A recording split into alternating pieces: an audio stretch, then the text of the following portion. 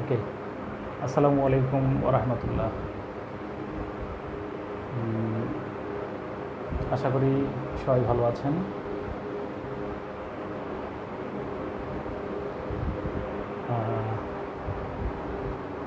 হ্যাঁ, আমরা ধীরে ধীরে জয়েন করার পরে একটু কথা শুরু করব।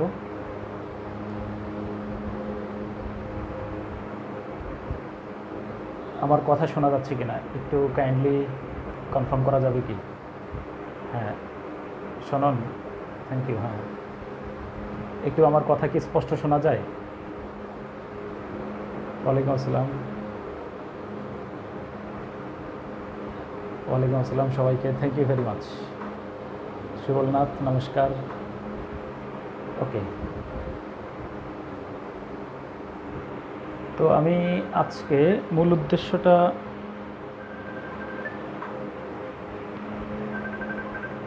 উদ্দেশ্য হলো কিছু কথা শেয়ার করা। আমার টার্গেট ছিল যে আমি প্রত্যেক বছর প্রিলিমিনারি পরীক্ষার পরে কিছু অভিজ্ঞতা শেয়ার করি লিখিতভাবে। তো এই প্রথমবারের মতো আমি চিন্তা করলাম যে আসি,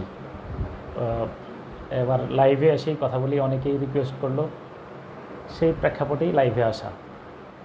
তো আমি বেশি লাইভে অভ্যস্তও না, বেশি কথাও বলতে পারি না। আমি সামান্য কয়েকটা পরামর্শ দেব। তো আশা করি সবাই শুনতে পাচ্ছ। আমি তুমি করে বলতে অভ্যস্ত। আমি তো সবসময় ক্লাসে বলি যে আপনি করে না বলে তুমি করে বলি, কারণ আমি খুব অধিকার খাটাই। এটা মনে হয় আমি স্বভাবগতভাবেই, আমি আমার একটু জুনিয়র হইলেই আমি খুব ওন করি। তো মোটামুটি আমাদের জয়েন করছে সবাই। প্রথমে যে কথাটা বলতে চাই সেটা হলো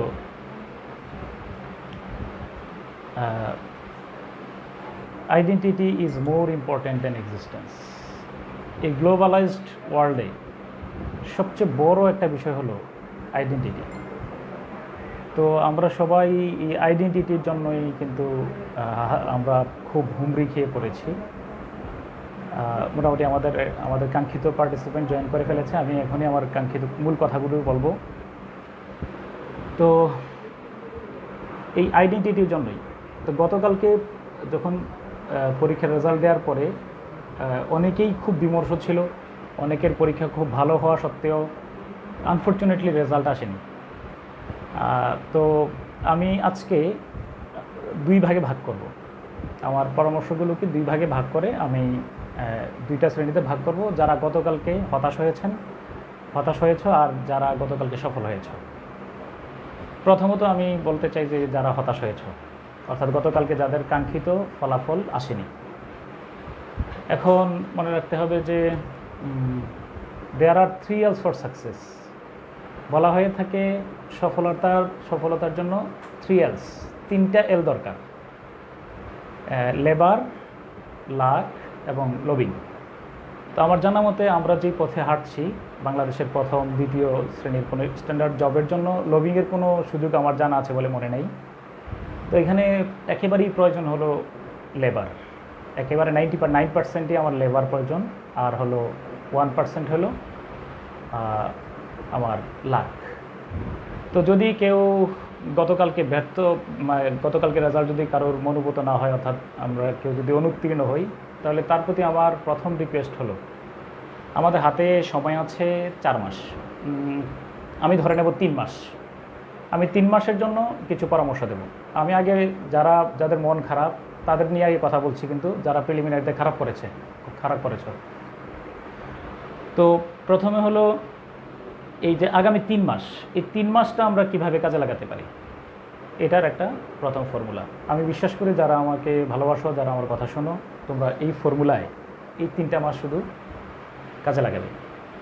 হতাশার কোনো সুযোগ নেই। আমি অনেকে পরামর্শ দিতাম যে তোমরা যেহেতু বিসিএসে ভালো করছো না, বা এখানে সরকারি চাকরি পাওয়াই লাগবে এমনটাই তো অপরিহার্য না। বাংলাদেশে অনেক ফিল্ড আছে, বা আমার অপরচুনিটির অনেক সুযোগ আছে। তো যারা অলরেডি আমরা একটা গুরুত্বপূর্ণ সময় বিনিয়োগ করে ফেলেছি, গত অনেক বছর ধরে সময় ক্ষেপণ করছি, আমি তোমাদের কাছে বলবো যে এই 2021 সালের সামনের কয়েকটা দিন, এই 3টা মাস বা 4 মাস, এটা সারা জীবনের আইডেন্টিটি তৈরি করার জন্য একটা মোক্ষম সময়।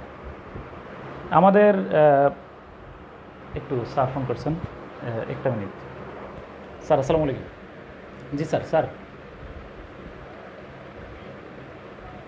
জি স্যার। জি স্যার। আচ্ছা জি স্যার, ইনশাল্লাহ। জি জি স্যার। আচ্ছা, তো আমার শ্রদ্ধেয় গুরু লতিফ স্যার ফোন করেছিলেন, এই জন্য স্যারের ফোন আমার কাছে শিরোধার্য।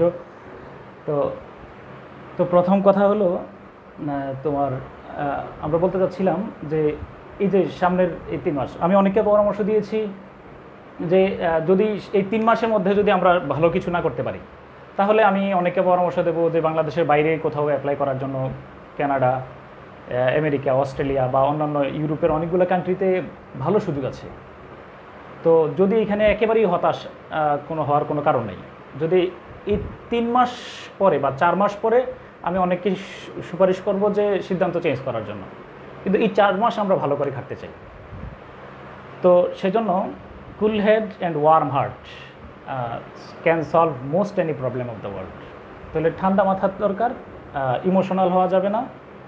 আমি যদি প্রিলিতে অনুত্তীর্ণ হই, তাহলে শুধু এতটুকু মাথায় রাখতে হবে যে আমার হয়তো মনে হয় একটু ড্রব্যাক ছিল। আরেকটা কথা বলে রাখি যে রিটেন পরীক্ষায় খারাপ করাটা কিন্তু খুব বিব্রতকর একটা বিষয়। প্রিলিমিনারিতে বিভিন্ন কারণে আমরা খারাপ করতে পারি এবং সেটাকে কিন্তু আমরা মানে সহজে মেনে নেই, কিন্তু রিটেনে খারাপ করলে কিন্তু একটা আস্থার সংকট তৈরি হয়। তো যদি কারোর প্রিলি খারাপ হয়ে থাকে, তো আমি রিকোয়েস্ট করব যে মনোবল ধরে রাখার জন্য, প্রস্তুতিটা কন্টিনিউ করার জন্য। কারোর যদি এই বছর ধরে নিলাম যে 94 পাওয়ার কারণে প্রিলিমিনারি আসেনি, আমি খুব চাইব যে তারা যেন আগামী পরীক্ষায় 120 নম্বর কীভাবে পাওয়া যায় সেজন্য সেইভাবে প্রস্তুতিটা আমরা নেওয়া শুরু করি। তো প্রথমে আমি বলবো যে প্রথম কাজটা হলো জাজ মাইসেলফ, যে আমি কেন প্রিলি ফেল করলাম। এটা একটা বিষয়, এটা একটা শনাক্তকরণ। তো আজকে বাসায় যাওয়ার পরে, বাসায় আমার পরে শনাক্ত করব যে আমি কোথায় কোথায় প্রিলিমিনারিতে কোন কোন বিষয়গুলোতে খারাপ করেছি। সেই বিষয়গুলোকে শনাক্ত করে সেই বিষয়গুলোতে আমি প্রপার কেয়ার করব। অর্থাৎ কার কাছে কিভাবে পড়লে বা কিভাবে গ্রুপ স্টাডি পড়লে, কোন কোন বই পড়লে আমি ভালো করব। সেজন্য প্রথম কাজ হলো নিজেকে যাচাই করা। এই জন্য আমি প্রথমেই পরামর্শ দিই যে এভারেজ কয়েকটা মডেল টেস্ট নেওয়ার পরে, মডেল টেস্টের কয়েকটা এভারেজ পৃষ্ঠা আমরা প্রথমে বাছাই ওপেন করব র্যান্ডমলি, দৈব চয়ন ভিত্তিতে আমরা কী করব, মডেল টেস্ট দেওয়ার পরে আমি দেখব যে কোন বিষয়ে আমার কত নম্বর এসেছে। এই বিষয়টা প্রিলিমিনারি পরীক্ষার জন্য কোনো মতেই 200 নম্বর দরকার নেই। আনফর্চুনেটলি আমার 5 বার ভাইবার এক্সপিরিয়েন্স আছে। তো ফলে 5 বার প্রিলিমিনারির যে সিক্রেট, এটা আমি আগে প্রথমে একটু দেখাতে চাই। আমার একটু বোটা দাও। প্রথমত আমার যে সিক্রেটটা ছিল, একটু আচ্ছা মোছার জন্য, হ্যাঁ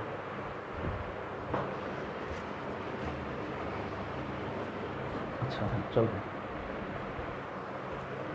প্রথমত আমার সিক্রেটটা কী ছিল, আমার প্রিলিমিনারি সিক্রেটটা কি সেটা একটু আমি শেয়ার করি আগে। দেখা যাচ্ছে কি?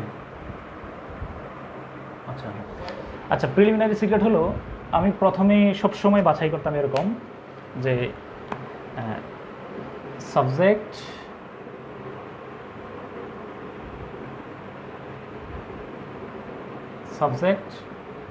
expected marks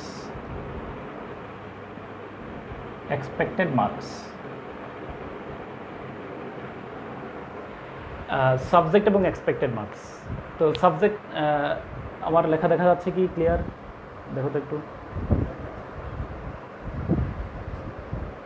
আচ্ছা হ্যাঁ, রিটেন নিয়ে আমি একটু পরে কথা বলি। আগে আমি লেখা তো ঠিক দেখা যাচ্ছে নাকি উল্টা দেখা যাচ্ছে?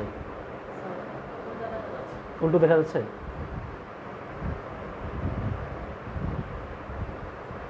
আচ্ছা, তাহলে একটু ক্যামেরা ঘুরে দাও তো একটু।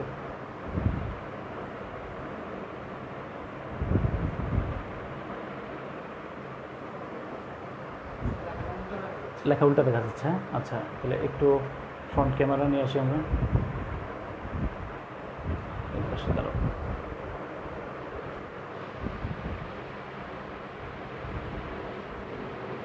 আচ্ছা, হ্যাঁ, তো সাবজেক্ট হলো যেমন ধরো ইংলিশে আমার প্রত্যাশা কী ছিল। আচ্ছা, ইংলিশ আমি আরেকটা অংশ সংযোজন করি। সাবজেক্ট বাসায় আমার কথাগুলো শোনার পরে যে প্রথম কাজ যেটা হবে সেটা হলো আগে নিজেকে যাচাই করি। সাবজেক্ট, মার্কস, আর হলো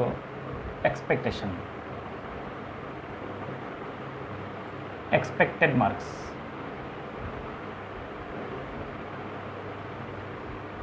সাবজেক্ট হলো ইংলিশ, যেহেতু এখানে ইংলিশ হলো আমাদের 35। আমার প্রত্যাশা থাকতো আমি এখানে 30 পেতে চাই। যেহেতু আমি ইংলিশ পড়াই বা ইংলিশ আমার সাবজেক্ট, তো আমি চাইতাম যে অন্ততপক্ষে 28-এর নিচে যেন না নামে। আমার প্রত্যাশাটার সাথে তুমি একটু মিলে নিও। জাস্ট তোমারও এমন যদি একটা নিজের অবস্থান যাচাই করতে পারলে তাহলে আমার সিলেবাস কমপ্লিট করতে সুবিধা হবে। 2 নম্বরে আমার প্রিয় সাবজেক্ট ছিল, যেহেতু আমি আমার অবস্থান বলি, আমার অবস্থান অবশ্যই ব্যাকগ্রাউন্ড হলো আর্টস ব্যাকগ্রাউন্ড, তাহলে আমার 2 নম্বর ফেভারিট সাবজেক্ট ছিল বাংলা। এই বাংলাতে আমার 35 নম্বরের মধ্যে আমার প্রত্যাশা থাকতো 28। আচ্ছা, এবং এখানে আমি চাইতাম যে অন্ততপক্ষে 26-এর নিচে যেন না নামে। তৃতীয়ত আমার পরের সাবজেক্ট হলো বাংলাদেশ অ্যাফেয়ার্স এবং ভূগোল, নৈতিকতা সুশাসন, যেটা এথিক্স। এটাতে টোটাল মার্কস হলো 40। আমার টার্গেট থাকতো এই দুইটা মিলে যদি 30 রাখা যায়, আর যদি আরও কমে যদি 25ও আসে তবুও আমার কোনো সমস্যা হওয়ার কথা না। তারপরে পরের সাবজেক্ট আমার ছিল ইন্টারন্যাশনাল অ্যাফেয়ার্স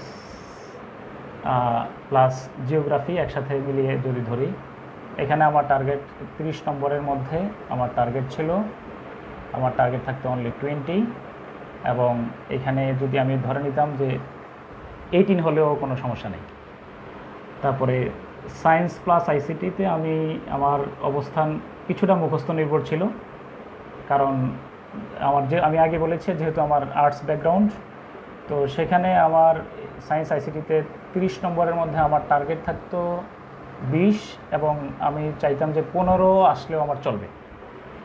আর সর্বশেষ আমার মেন্টাল এবিলিটি প্লাস ম্যাথস, এইখানে আমার 30 মার্কস, এবং আমি আমার এই 5 বার প্রিলিমিনারিতেই সবসময় ম্যাথকে একটু শেষেই আনসার করেছি। এবং এখানে হলো আমার চাইতাম যে আমি 20 থাকুক এবং কমে যেন 15 আসে। এই হলো আমার করে দেখো তো কত আসছে টোটাল। তো এই হলো আমার প্রত্যাশিত নম্বর। আমার প্রস্তুতি ছিল আমি পরীক্ষার হলে এরকম নাম্বারগুলো, এই হলো আমার টার্গেট। অর্থাৎ আমার নাম্বার কত আসে দেখো তো একটু।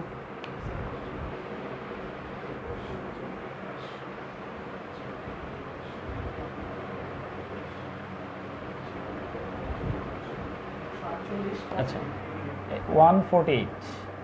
আচ্ছা,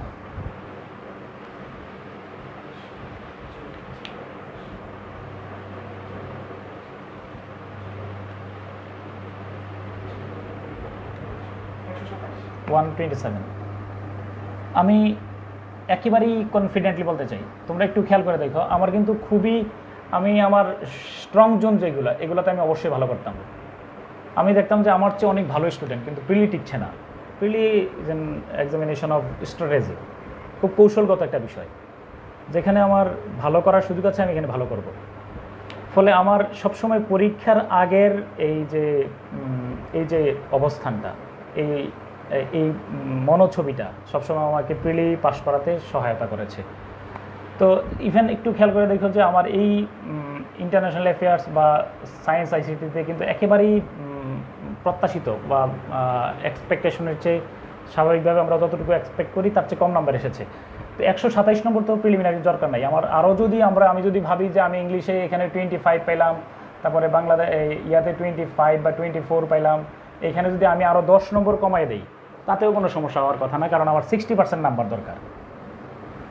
তো সবার কাছে আমার যে প্রথম একটা অনুরোধ সেটা হলো প্রথমে এমন একটা আমার প্রত্যাশা করি কোন বিষয়ে কত নম্বর, এটা একটা আগে নিজে তৈরি করা।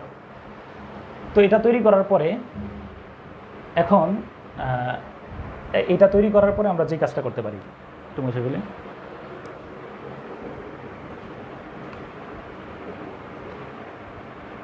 করার পরে আমি সবসময় প্রত্যেকটা ক্লাসে সবসময় আমি 90 ডেজ 90 দিনের একটা পরিকল্পনা বলি, study plan for 90 days, study plan for 90 days, 90 days 90 দিনের একটা স্টাডি প্ল্যান। আচ্ছা একটু আমাকে দেখা যায়, একটু পেছনে গেল। তো 90 দিনের স্টাডি প্ল্যানের মধ্যে 90 দিনের মধ্যে আমি সবসময় ভাগ করে নিতাম। আমি মনে করি যে 3টা বিষয় ভালোভাবে একদিনে প্রতিদিন 3টা বিষয় কন্টিনিউ করা আমার দরকার, 3টা সাবজেক্ট। তো সেই হিসাবে আমার পরিকল্পনাটা আমি সবসময় আমি নিজে ওইভাবে করেছি এবং আমি সবসময় এইভাবে পরিকল্পনা দেখিয়েছি এবং সফল হয়েছি। আচ্ছা, প্রথম কাজ হলো আমি একটা ডেট ফিক্স করতাম, তারপরে আমার এই ইংলিশ, এভাবে আমি এটাই আমার সবসময় রুটিন ছিল। হ্যাঁ চলো। আচ্ছা, রুটিনের মধ্যে কী ছিল? প্রথমে আমি একটা ডেট রাখতাম, ডেট যদি 90 দিনের পরিকল্পনা করি, আজকে থেকে আমরা 90 দিন পাবো, এবং আমার খুব বিশ্বাস যে 90 দিন যদি আমরা ভালোভাবে কাজে লাগাই তাহলে একটা ভালো কাঙ্ক্ষিত সাফল্য আমরা পাবো। তো ডেটের পরে আমার প্রত্যেক দিন প্রাত্যহিক বিষয় হলো ইংলিশ থাকবে। ইংলিশ, কারণ রিটেন পরীক্ষা যেহেতু 200 নম্বর, ইংলিশ 200 মার্কস। তারপরে আমি প্রাত্যহিকের মধ্যে মেন্টাল এবং ম্যাথ, মেন্টাল প্লাস ম্যাথ, আর আদার 4 সাবজেক্টস, আদার 4 সাবজেক্টস। এই হলো আমার টার্গেট, অর্থাৎ একদিনে পড়ব 3 বিষয়। তো ইংলিশের মধ্যে আমি সবসময় ভাগ করে দিই দুইটা বিষয়, মানে এটা কিন্তু প্রাত্যহিক, প্রতিদিন আমি অন্তত পক্ষে 1.5 থেকে 2 ঘন্টা ইংরেজিতে সময় কাটাবো, ইংরেজি পড়বো। কীভাবে পড়বো দেখাবো। মেন্টাল এবং ম্যাথ, এটার জন্য আমরা সময় কাটাবো 1 থেকে 1.5 ঘন্টা এভারেজ। যদি কারোর ম্যাথে ভালো প্রস্তুতি থাকে তাহলে একটু সময় কমবে পারবে। আর আদার 4 সাবজেক্টস এখানে আমি 6-7 ঘন্টা সময় দেবো কমপক্ষে। তো আদার 4 সাবজেক্টস মানে হলো আমার কাছে মনে হয় যে এই যে আমরা ধরে নিলাম যে ইন্টারন্যাশনাল অ্যাফেয়ার্সের জন্য, ইন্টারন্যাশনাল অ্যাফেয়ার্স, জিওগ্রাফি, এই 2টা বিষয়ের জন্য আমি যদি ধরে নিই 20 ডেজ, বাংলাদেশ অ্যাফেয়ার্সের জন্য ধরে নিলাম 20 ডেজ, পরে বাংলার জন্য ধরে নিলাম বাংলা 20 ডেজ, আর সায়েন্স আইসিটি এটার জন্য ধরে নিলাম এটার জন্য ধরে নিলাম 20 ডেজ। অর্থাৎ দিন তো আর সবগুলো এক সমান হবে না, প্লাস মাইনাস সব মিলে আমার 90 ডেজ। এই হলো 90 ডেজ। আচ্ছা আচ্ছা, স্যারকে দেখবে একটু পরে। আচ্ছা, এই হলো 90 ডেজ। আচ্ছা, এখন এই 90 ডেজের মধ্যে প্লাস মাইনাস আমাদের প্রয়োজন, এই 90 ডেজের মধ্যে আমি এই 4টা বিষয় শেষ করব। আর রেগুলার থাকবে মেন্টাল আর ম্যাথস। যেহেতু আমাদের সময় কম, সেক্ষেত্রে আমি আগে ম্যাথস পড়ার পরামর্শ দেই। তবে এর আগে আমার কাছে মনে হয় যে মেন্টাল এবিলিটির জন্য যে কোনো একটি বই, মেন্টাল এবিলিটি, এখানে 15 নম্বর, এটার জন্য যে কোনো একটা বই আমি 20 দিনে পড়ে ফেলবো, 20 ডেজ। অর্থাৎ যদি আমি এখানে 40 ঘন্টা সময় করেও 20 ইন্টু 2 40 ঘন্টার মধ্যে, অর্থাৎ আমি এমন একটা আস্থা তৈরি করব যে আমি মেন্টাল লেবিলিটিতে মোটামুটি 12 পাবো। এমন একটা আগে সেলফ স্টাডিটা খুব গুরুত্বপূর্ণ। আমাদের একটা সবচেয়ে বড় অভ্যাস হলো আমরা আগে ডায়াগনোসিস করি না, আমরা আগে রোগ নির্ণয় করি না। আমরা রোগ নির্ণয় না করে আমরা আগে টিচারের হেল্প নেই। তো আগে আমাদের কাজ হলো আমরা কোন কোন বিষয়ে কোথায় কোথায় আমার উইক পয়েন্ট আছে সেগুলো শনাক্ত করা। দেখা যায়?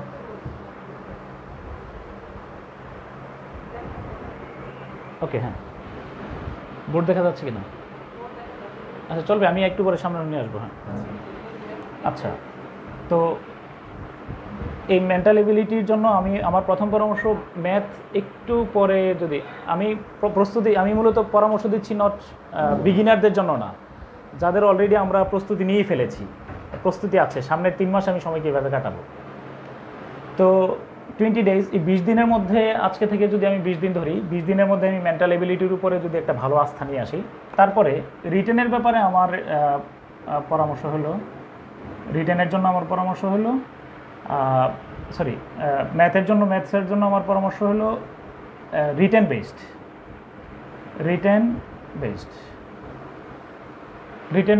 ম্যাথ, যে ঠিক আছে, রিটেন বেসড ম্যাথ আমরা প্রিলি, রিটেন এবং ব্যাংকের পরীক্ষায় কোন কোন টপিকগুলো আসে সেগুলোকে শনাক্ত করে প্রতিদিন কন্টিনিউ করা। যেমন আমি ধরলাম টপিক বেসড সবচেয়ে বেটার মনে হয় আমার কাছে। টপিক, এটা প্রিলিতে আছে কিনা, রিটেনে আছে কিনা, ব্যাংকে আছে কিনা। যেমন ধরে নিলাম যে সূচক প্রিলিতে আছে কিনা, আছে, রিটেনে আছে কিনা, আছে, ব্যাংকে আসে কিনা, হ্যাঁ আসে। তো আমার কাজ হলো আমি সূচকটাতে ভালো করতে চাই। এটার জন্য আমি যদি সপ্তাহখানেক, মানে 7 দিন, 5 দিন, 6 দিন সময় নেই, তাহলে ভালো হবে। অর্থাৎ আমি ওই টপিকেই এক্সপার্ট হতে চাই, এটা হলো আমার পরামর্শ।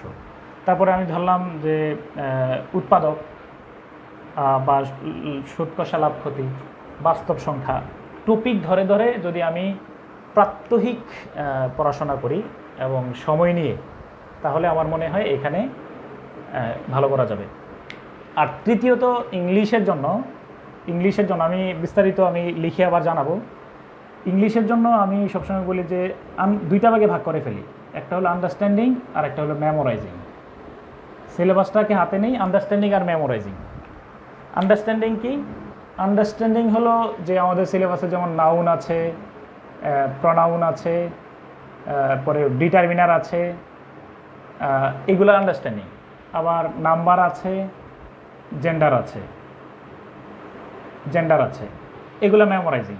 এইভাবে যদি আমি সিলেবাসটাকে ভাগ করে নেই, তাহলে আমি নাউন ইন ডিটেইল আন্ডারস্ট্যান্ডিং, বিভিন্ন বই থেকে কিভাবে নাউন কত প্রকার, proper noun, common noun, collective noun, বিভিন্ন নাউনের position of noun in a sentence, noun পড়তে গিয়ে নাউনের অবস্থান জানা, gerund, noun phrase, noun clause, এগুলো কোথায় বসে, এইগুলা একই সাথে পড়ে ফেলা।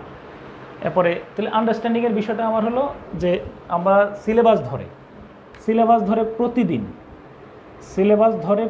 দিন আমরা কোনো দিন কিছু টপিক আন্ডারস্ট্যান্ডিংয়ের অংশগুলো পড়ব, আবার কোনো দিন আজকে নাম্বার অধ্যায়টা ধরলাম, তারপরে এটা 2 দিন সময় নিলাম, 4 ঘন্টা সময়, তারপরে জেন্ডার অধ্যায় ধরলাম। আমার কাছে মনে হয় অগোছালো পড়াশোনার সবচেয়ে বেশি ঝুঁকিপূর্ণ, অগোছালো পড়াশোনার দরকার নেই। ইংরেজি কোথা থেকে পড়বো? আমাদের সিলেবাস যেভাবে দেওয়া আছে সেভাবে পড়লেও কিন্তু চলবে। আচ্ছা, আমি পরবর্তীতে এগুলো লিখিতভাবে দেখাবো আরেকটা লাইভে এসে। আমি যে কথা বলতে চাচ্ছি এখানে, প্রিলিমিনারি পরীক্ষার্থীদের জন্য আমার প্রথম পরামর্শ, একদিনে আমরা 3টা সাবজেক্ট পড়ব। আমার মূল মেসেজ এখানে। এইভাবে তুমি একটা তৈরি করে নেবা, এইভাবে একটা নিজের মতো রুটিন তৈরি করে নেবা। 3 সাবজেক্ট, অর্থাৎ প্রতিদিন 3 সাবজেক্ট, প্রতিদিন 3 বিষয় পড়ব। সিনপসিস করছি, প্রতিদিন 3 বিষয়। 1 নম্বরে হলো প্রতিদিন ইংলিশ থাকবে। যতভাবে ইংলিশ ডেভেলপমেন্টের সুযোগ থাকে আমরা প্রথমত প্রিলিমিনারি স্টেজটার জন্য প্রথমত আমরা পড়তে পারি এই গ্রামাটিক্যাল যে আইটেমগুলো আছে, মেমোরাইজিং আন্ডারস্ট্যান্ডিং ধরে ধরে ইমপ্রুভ করব। পাশাপাশি যদি আরও সম্ভব হয় রিটেন পরীক্ষায় যে গুরুত্বপূর্ণ টপিকগুলো আছে সেগুলোর উপরে বেসিস করে আমরা টপিক ভিত্তিক ডেভেলপমেন্ট, মানে প্যাসেজ আন্ডারস্ট্যান্ডিং, তারপরে ফোকাস রাইটিং, এগুলোর উপরে প্রাত্যহিক থাকবে। অর্থাৎ আমি বিসিএস কাঙ্ক্ষিত চূড়ান্ত পরীক্ষা অর্থাৎ রিটেন পরীক্ষার আগ পর্যন্ত আমার মনে হয় যে প্রতিদিন আবশ্যিকভাবে একটা বিষয় চর্চা করা উচিত, সেটা হলো ইংলিশ। আর ইংলিশ চর্চা করলে আমি তো বলি, যদি কারোর যদি এখানে ক্যারিয়ার ভালো না লাগে বা যদি এখানে শাইন করতে না পারি, আমি যদি আইএলস পরীক্ষা দিই, এই যে আমাদের বিসিএস পরীক্ষায় রিটেন পরীক্ষায় যে থিমেটিক কোশ্চেন আছে, প্যাসেজ আন্ডারস্ট্যান্ডিংয়ের বিষয়টা রিটেনে তো খুব ভালো লাগবে। এখানে তো রীতিমতো নিজেকে ডেভেলপ করার সুযোগ আছে। বিদেশ যাওয়াটা বিষয় থেকে শুরু করে সবগুলো নিজের পরবর্তী ক্যারিয়ারের জন্য হলেও আমি প্রাত্যহিকভাবে ইংলিশটাকে ধরে রাখবো। তবে আপাতত আমরা ভাস্ট সিলেবাসে পড়বো না, আমাদের বিসিএস পরীক্ষার যে সিলেবাসটা আছে সেটাকে ধরে ধরে আমরা পড়ব আর শনাক্ত করব কখন টিচারের হেল্প নেব। আগে আমি বুঝবো যে দ্য হেভেন্স আর এভভ, তো এভভ তো জানি আমরা প্রিপোজিশন, কিন্তু এখানে লেখা আছে, বইয়ের মধ্যে লেখা আছে এখানে এভভ হলো অ্যাডভার্ব। তো কেন অ্যাডভার্ব তা আমার মাথায় আসে না, তখনই আমি টিচারের হেল্প নিলে সুবিধা হবে। তো আগে আমরা না পড়ে যখন টিচারের কাছে চলে আসি তখন আমরা আসলে ভালো করতে পারি না। তো আমি চাই যে সবাই এখানে ইন্ডিভিজুয়ালি সেলফ ডায়াগনোসিস, যে আমি এগুলো পারি, এগুলো আমরা পারি না, এগুলো আমি টিচারের হেল্প নেব। সেকেন্ড, দ্বিতীয়ত হলো ম্যাথস। আমি মনে করি যে এটাও একেবারেই প্রাত্যহিক বিষয়। কেউ যদি বলে যে আমি ম্যাথস, আমার সাবজেক্টে তো ম্যাথস ছিল, আমার জানা মতে ম্যাথের সাবজেক্টের স্টুডেন্ট রিটেন পরীক্ষায় অনেক ক্ষেত্রেই ম্যাথস ফেল করে। আমি দেখেছি যে প্রায় 1-1.5 ঘন্টা পরে অনেক স্টুডেন্ট উঠে চলে যায়, যাদের জানা থাকার কথা রিটেন পরীক্ষার ম্যাথ কিন্তু ভালো করছে না। তো যতই আমি ভালো হই, আমার টার্গেট হলো আমি যেন রিটেন পরীক্ষায় 45 নাম্বার পাই, অথবা বাংলাদেশ ব্যাংকের পরীক্ষায় সবগুলো ম্যাথ আমি সলভ করতে পারি। তো অতএব Bangla version, English version, short, broad সব মেথডে প্রাত্যহিকভাবে ম্যাথস কন্টিনিউ করা। এবং ম্যাথস শুরু করার পূর্বে আমি একটা ছোট্ট কথা বলেছি যে আমি ম্যাথস পড়ার পূর্বে বিসিএস পরীক্ষার্থীদেরকে পরামর্শ দিই মেন্টাল এবিলিটির উপরে একটু বেশি সক্ষমতা নিয়ে আসা। তো আমার কাছে যেটা মনে হয় মেন্টাল এবিলিটি রপ্ত করা অপেক্ষাকৃত সহজ ম্যাথের চেয়ে। তো আমি চাইবো যে কোনো একটা বই আমরা ধরে যে এই সম্পর্ক নির্ণয়, বিভিন্ন যে আমাদের সিলেবাসের 6টা টপিক আছে, 6টা টপিকের উপর আমরা নিজে নিজে সেলফ স্টাডি করব। তারপরে বিষয়ভিত্তিক ম্যাথস শুরু করব, এবং যেখানে প্রয়োজন it is high time to invest your money and time only for yourself. যেখানে মনে হচ্ছে যে আমার একটু ত্রুটি মনে হচ্ছে, সেখানে আমরা বিভিন্ন বন্ধু, শিক্ষক, বিভিন্ন প্রতিষ্ঠানের সহায়তা নিতে পারি, নো প্রবলেম। আর এক নম্বরে গেল ইংলিশ, দ্বিতীয়ত বললাম ম্যাথস, মেন্টাল প্লাস ম্যাথস, আর তৃতীয়ত হলো আদার 4 সাবজেক্টস, যে কোনো একটা সাবজেক্ট। হ্যাঁ, যে কোনো একটা সাবজেক্ট। আর একটু পেছনে নেওয়া যায় কিনা দেখো তো। আচ্ছা, যে কোনো একটা সাবজেক্ট, ধরো ইন্টারন্যাশনাল অ্যাফেয়ার্সে আমি ধরলাম ইন্টারন্যাশনাল অ্যাফেয়ার্স। তো ইন্টারন্যাশনাল অ্যাফেয়ার্স যদি আমি পড়ি, তো আমার প্রথমে জানা উচিত যে আমি কি জানি না, সেটাকে আগে শনাক্ত করা উচিত। যেমন আমি আমার নিজের ত্রুটি বলি, আমি প্রথমে জানতাম না, ম্যাপ সম্পর্কে আমার ধারণা ছিল না, ম্যাপ সম্পর্কে আমার একটা অস্পষ্ট ধারণা ছিল, আমি প্রণালী বুঝতাম না। তো আমি আগে প্রথমে একটা বই ভালোভাবে পড়েছি, ভালোভাবে পড়ার পরে একেবারে প্রথম থেকে শেষ পর্যন্ত পড়েছি, এবং আমি মনে করেছি যে এখানে আমার টিচারের হেল্প নেওয়া প্রয়োজন বা কোনো বন্ধুর সহযোগিতা নেওয়া প্রয়োজন।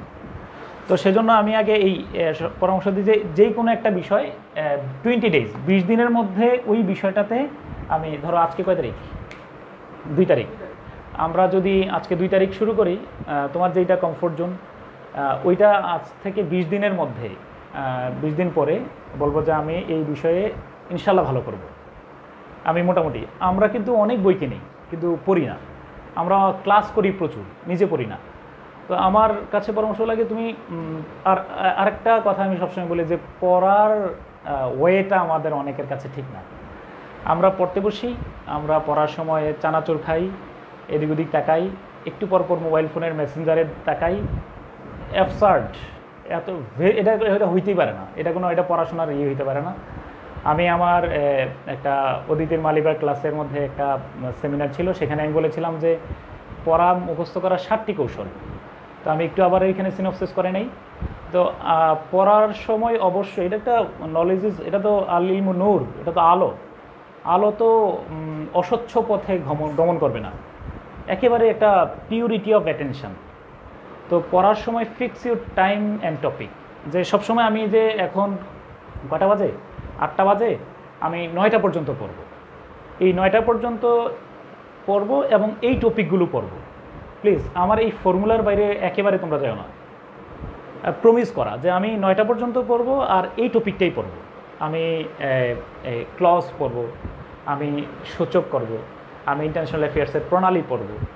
তো আগে fix your time and topic, তারপরে দ্বিতীয়ত হলো সুইচ অফ ইউর ডিভাইসেস।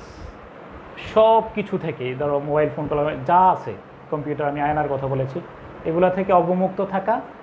এবং তৃতীয়ত হলো একটা মেডিটেশন এখানে গুরুত্বপূর্ণ, যে tell yourself I am totally isolated and this holy moment is only for myself. এই যে 1 ঘন্টা সময় আমি বাছাই করেছি, এটা শুধুই আমার। তো এই 1 ঘন্টা তুমি বারবার পড়ো। এবং আমরা কিন্তু কনসেন্ট্রেট, আমাদের যে সাবকনশাস ভাইরাস যেটাকে বলা হয়, আমাদের কনসেন্ট্রেশন ধরে রাখতে পারি না। তো কনসেন্ট্রেশন ধরে রাখতে না পারার অন্যতম কারণ হলো বারবারই কিন্তু আমাদের 5 মিনিট পরই আমাদের কনসেন্ট্রেশন ব্রেক হয়। তো আমি সব সময় যে কাজটা করি, অবশ্যই আমি চিরকুট রাখি এবং লিখি যে গুরুত্বপূর্ণ কথাগুলো, আমার ভুলে যাওয়ার সম্ভাবনা যেগুলো আছে সেগুলা। তো সেটা তো করি। তো এই যখনই আমার গুরুত্বপূর্ণ, আমি যখন পড়তে বসি, যখনই আমার গুরুত্বপূর্ণ কিছু মনে পড়ে, তখন আমি এটা নোট করে রাখি এবং এটা পরে এটা এক্সিকিউট করি। আহমদ ছফা স্যার একটা কথা বলেছেন, যে আহমদ ছফা স্যার তার গুরু যে আব্দুর রাজ্জাক স্যারের রেফারেন্সে বলেছেন, জদ্দপিয়ামের গুরুতে, যে একটা বই পড়ার পরে, একটা বই তুমি পুরোটা পড়ে ফেলেছ। তো একটা আহমদ ছফাকে বলতেছেন আব্দুর রাজ্জাক স্যার, যা পুরা বই পড়ার পরে তুমি এটা পড়েছো কিনা তার প্রমাণ কি? এর প্রমাণ হলো তুমি এই বইটা অবিকল লিখতে পারবে কিনা। আমাদের তো আর তোমার আর আমার সেই ভাষা নেই যে লেখকের মতো আমি অবিকল একটা বই লিখে ফেলতে পারবো। তো কি কাজ করা দরকার? তুমি এইটার এই প্রবন্ধ বা এই বইয়ে যা বলা হয়েছে তার অন্তত পক্ষে একটা সামারি লিখতে পারবে কিনা, এটার মূল বিষয়বস্তুগুলো লিখতে পারবে কিনা। যদি পারো তাইলে তোমার পড়া হয়েছে, নাইলে পড়া হয়নি। তো আমাদের সবচেয়ে বড় ত্রুটি, আমি অনেককে জিজ্ঞেস করি যে 2 ঘন্টা তুমি পড়ছো, কী পড়ছো, বলতে পারে না। তো স্টাডি লাইন ম্যাগাজিনের মতে অবশ্যই স্ট্যান্ড 30 মিনিটস আফটার, 30 মিনিট পরে দাঁড়াও। দাঁড়ানোর পরে বলো যে আমি এই প্রণালীগুলো পড়েছি, আমি জিব্রাল্টার প্রণালী পড়েছি, এই পাশে মরক্কো, ওই পাশে স্পেন, জাবালাত তারিক বিন জিয়াদের নাম অনুসারে এটা হয়েছে। এভাবে করে আমি বলি। আমি যে ক্লজ বললাম, যে যেখানে নাউন বসে সেখানে নাউন ক্লজ, আমি বললাম যে যত রিলেটিভ প্রনাউন এবং রিলেটিভ অ্যাডভার্বযুক্ত ক্লজগুলা সবসময় অ্যাডজেক্টিভ ক্লজ হয়। এই যে আমি দাঁড়ায় বলতেছি, আমি ফ্রেজ পড়লাম, ফ্রেজ পড়ার পরে আমি বললাম যে কোনো নাউন বা প্রনাউনের পরে যদি প্রিপোজিশনযুক্ত বা প্রেজেন্ট পার্টিসিপলযুক্ত ফ্রেজ থাকে এবং ওই ফ্রেজ দ্বারা যদি ওই পূর্বোক্ত নাউন বা প্রনাউনটাকে বোঝায়, তাহলে এটা অ্যাডজেক্টিভ ফ্রেজ। এই যে আমি আন্ডারস্ট্যান্ডিং আমি বলছি।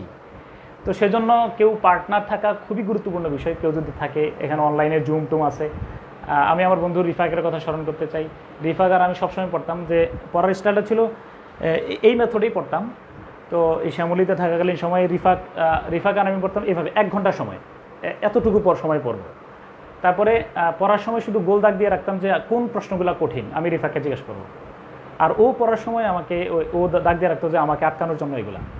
তো পড়ার পরে ওই টপিকটা পড়ার পরে ও আমাকে 10 মিনিট প্রশ্ন করতো বা 5 মিনিট প্রশ্ন করতো, আমি ওরে প্রশ্ন করতাম হেভি। এবং আমার মনে হয় যে আমি 35-34 ওই সময়গুলোতে প্রায় 2 দিনের মধ্যে একটা টপিক শেষ করে ফেলতে পারতাম, 2 দিনের মধ্যে পুরা বই।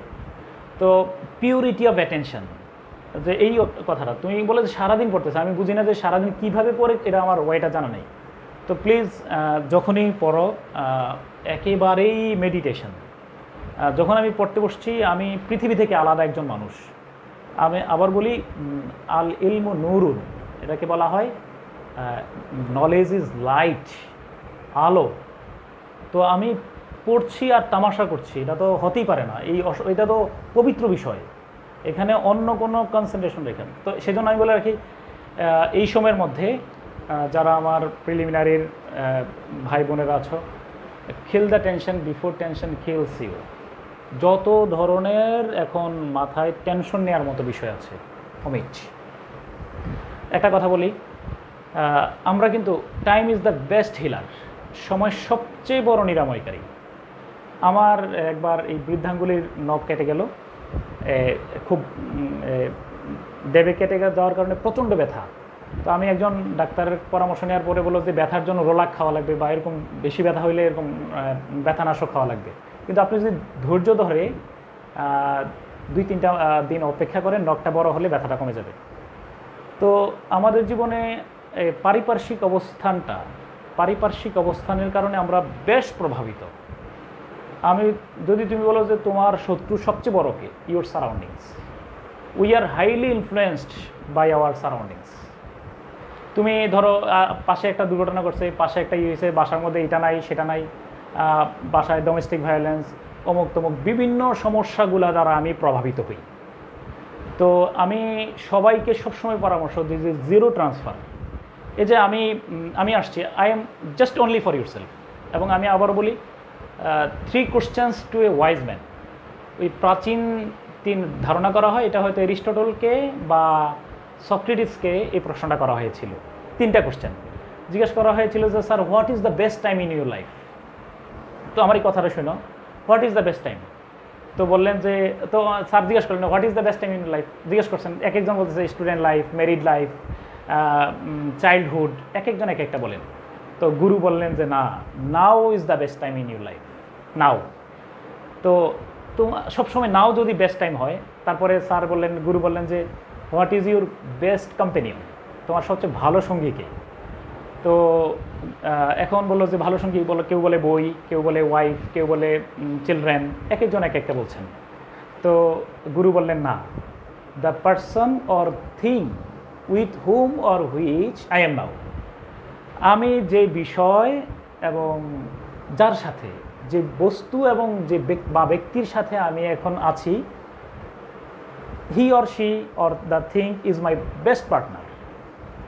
সাপোজ আমি এখন তোমাদের সাথে কথা বলি, so now I am the best time in my life. আমি আমার জীবনে এখন সবচেয়ে ভালো সময় আছি, and you are my best partner. So আমি তোমার সাথে খুব অন্তর দিয়ে, হৃদয় দিয়ে কথা বলি, তুমি আমার কথা হৃদয় দিয়ে শুনছো।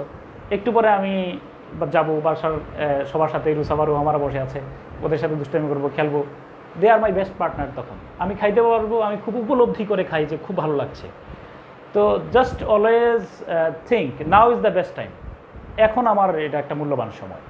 আর আমি যার সাথে আছি, এখন ধরো আমি এখন তোমাকে পড়াচ্ছি, তুমি আমার বেস্ট পার্টনার, আমি খুব হৃদয় দিয়ে পড়াই। আর আমি এখন পড়ছি, আমি একটা ধর্মগ্রন্থ পড়ছি, আমি কোনো সংবাদপত্র পড়ছি, আমি হৃদয় দিয়ে সেটা পড়ি, তাহলে এটাতে একটা ভালো ফলাফল আসবে। তো আমি আরেকটা কথা এখানে আমার মনে পড়লো, সেটা বলে রাখি। আমি সবসময় গল্প বলি, কারণ আমি তো এক ধরনের সক্রেটিয়ান ডিসাইপল। আমি সক্রেটিসকে খুব পছন্দ করি, highly motivated by Socrates. The last days of Socrates, Plato লেখা, সেখানে একটা গল্প তিনি উদ্ধৃত করেছেন যে সাফল্য লাভের জন্য আমার এই মুহূর্তে কী করা উচিত। যে আসলেন, তোমার অনেক দূর থেকে সক্রেটিসের এক শিষ্য আসলেন। আসার পরে তো সক্রেটিসকে বললেন যে গুরু, আমি জ্ঞান অর্জন করতে চাই। তো সক্রেটিস বললেন, তুমি জ্ঞান অর্জন করতে চাও? আমি অনেক সফল হতে চাই। শিষ্য বললেন, আমি সফল হতে চাই। কিভাবে আমি সফল হব, কিভাবে আমি জ্ঞান অর্জন করব, আমি কিভাবে আমার কাঙ্ক্ষিত সাফল্য অর্জন করব? ঠিক আছে, আগামীকাল আসো। আগামীকাল দুপুরের দিকে সক্রেটিসের শিষ্য আসলেন। আসার পরে সক্রেটিস বললেন যে চলো। তো সক্রেটিস হাঁটতে হাঁটতে নদীর ধারে গেলেন, বললেন যে চলো। নদীতে নেমে গেলেন। সক্রেটিস এবং তার শিষ্য দুইজনেই নদীর একেবারে কোমর পর্যন্ত পানি বা গলা পর্যন্ত পানিতে চলে গেলেন।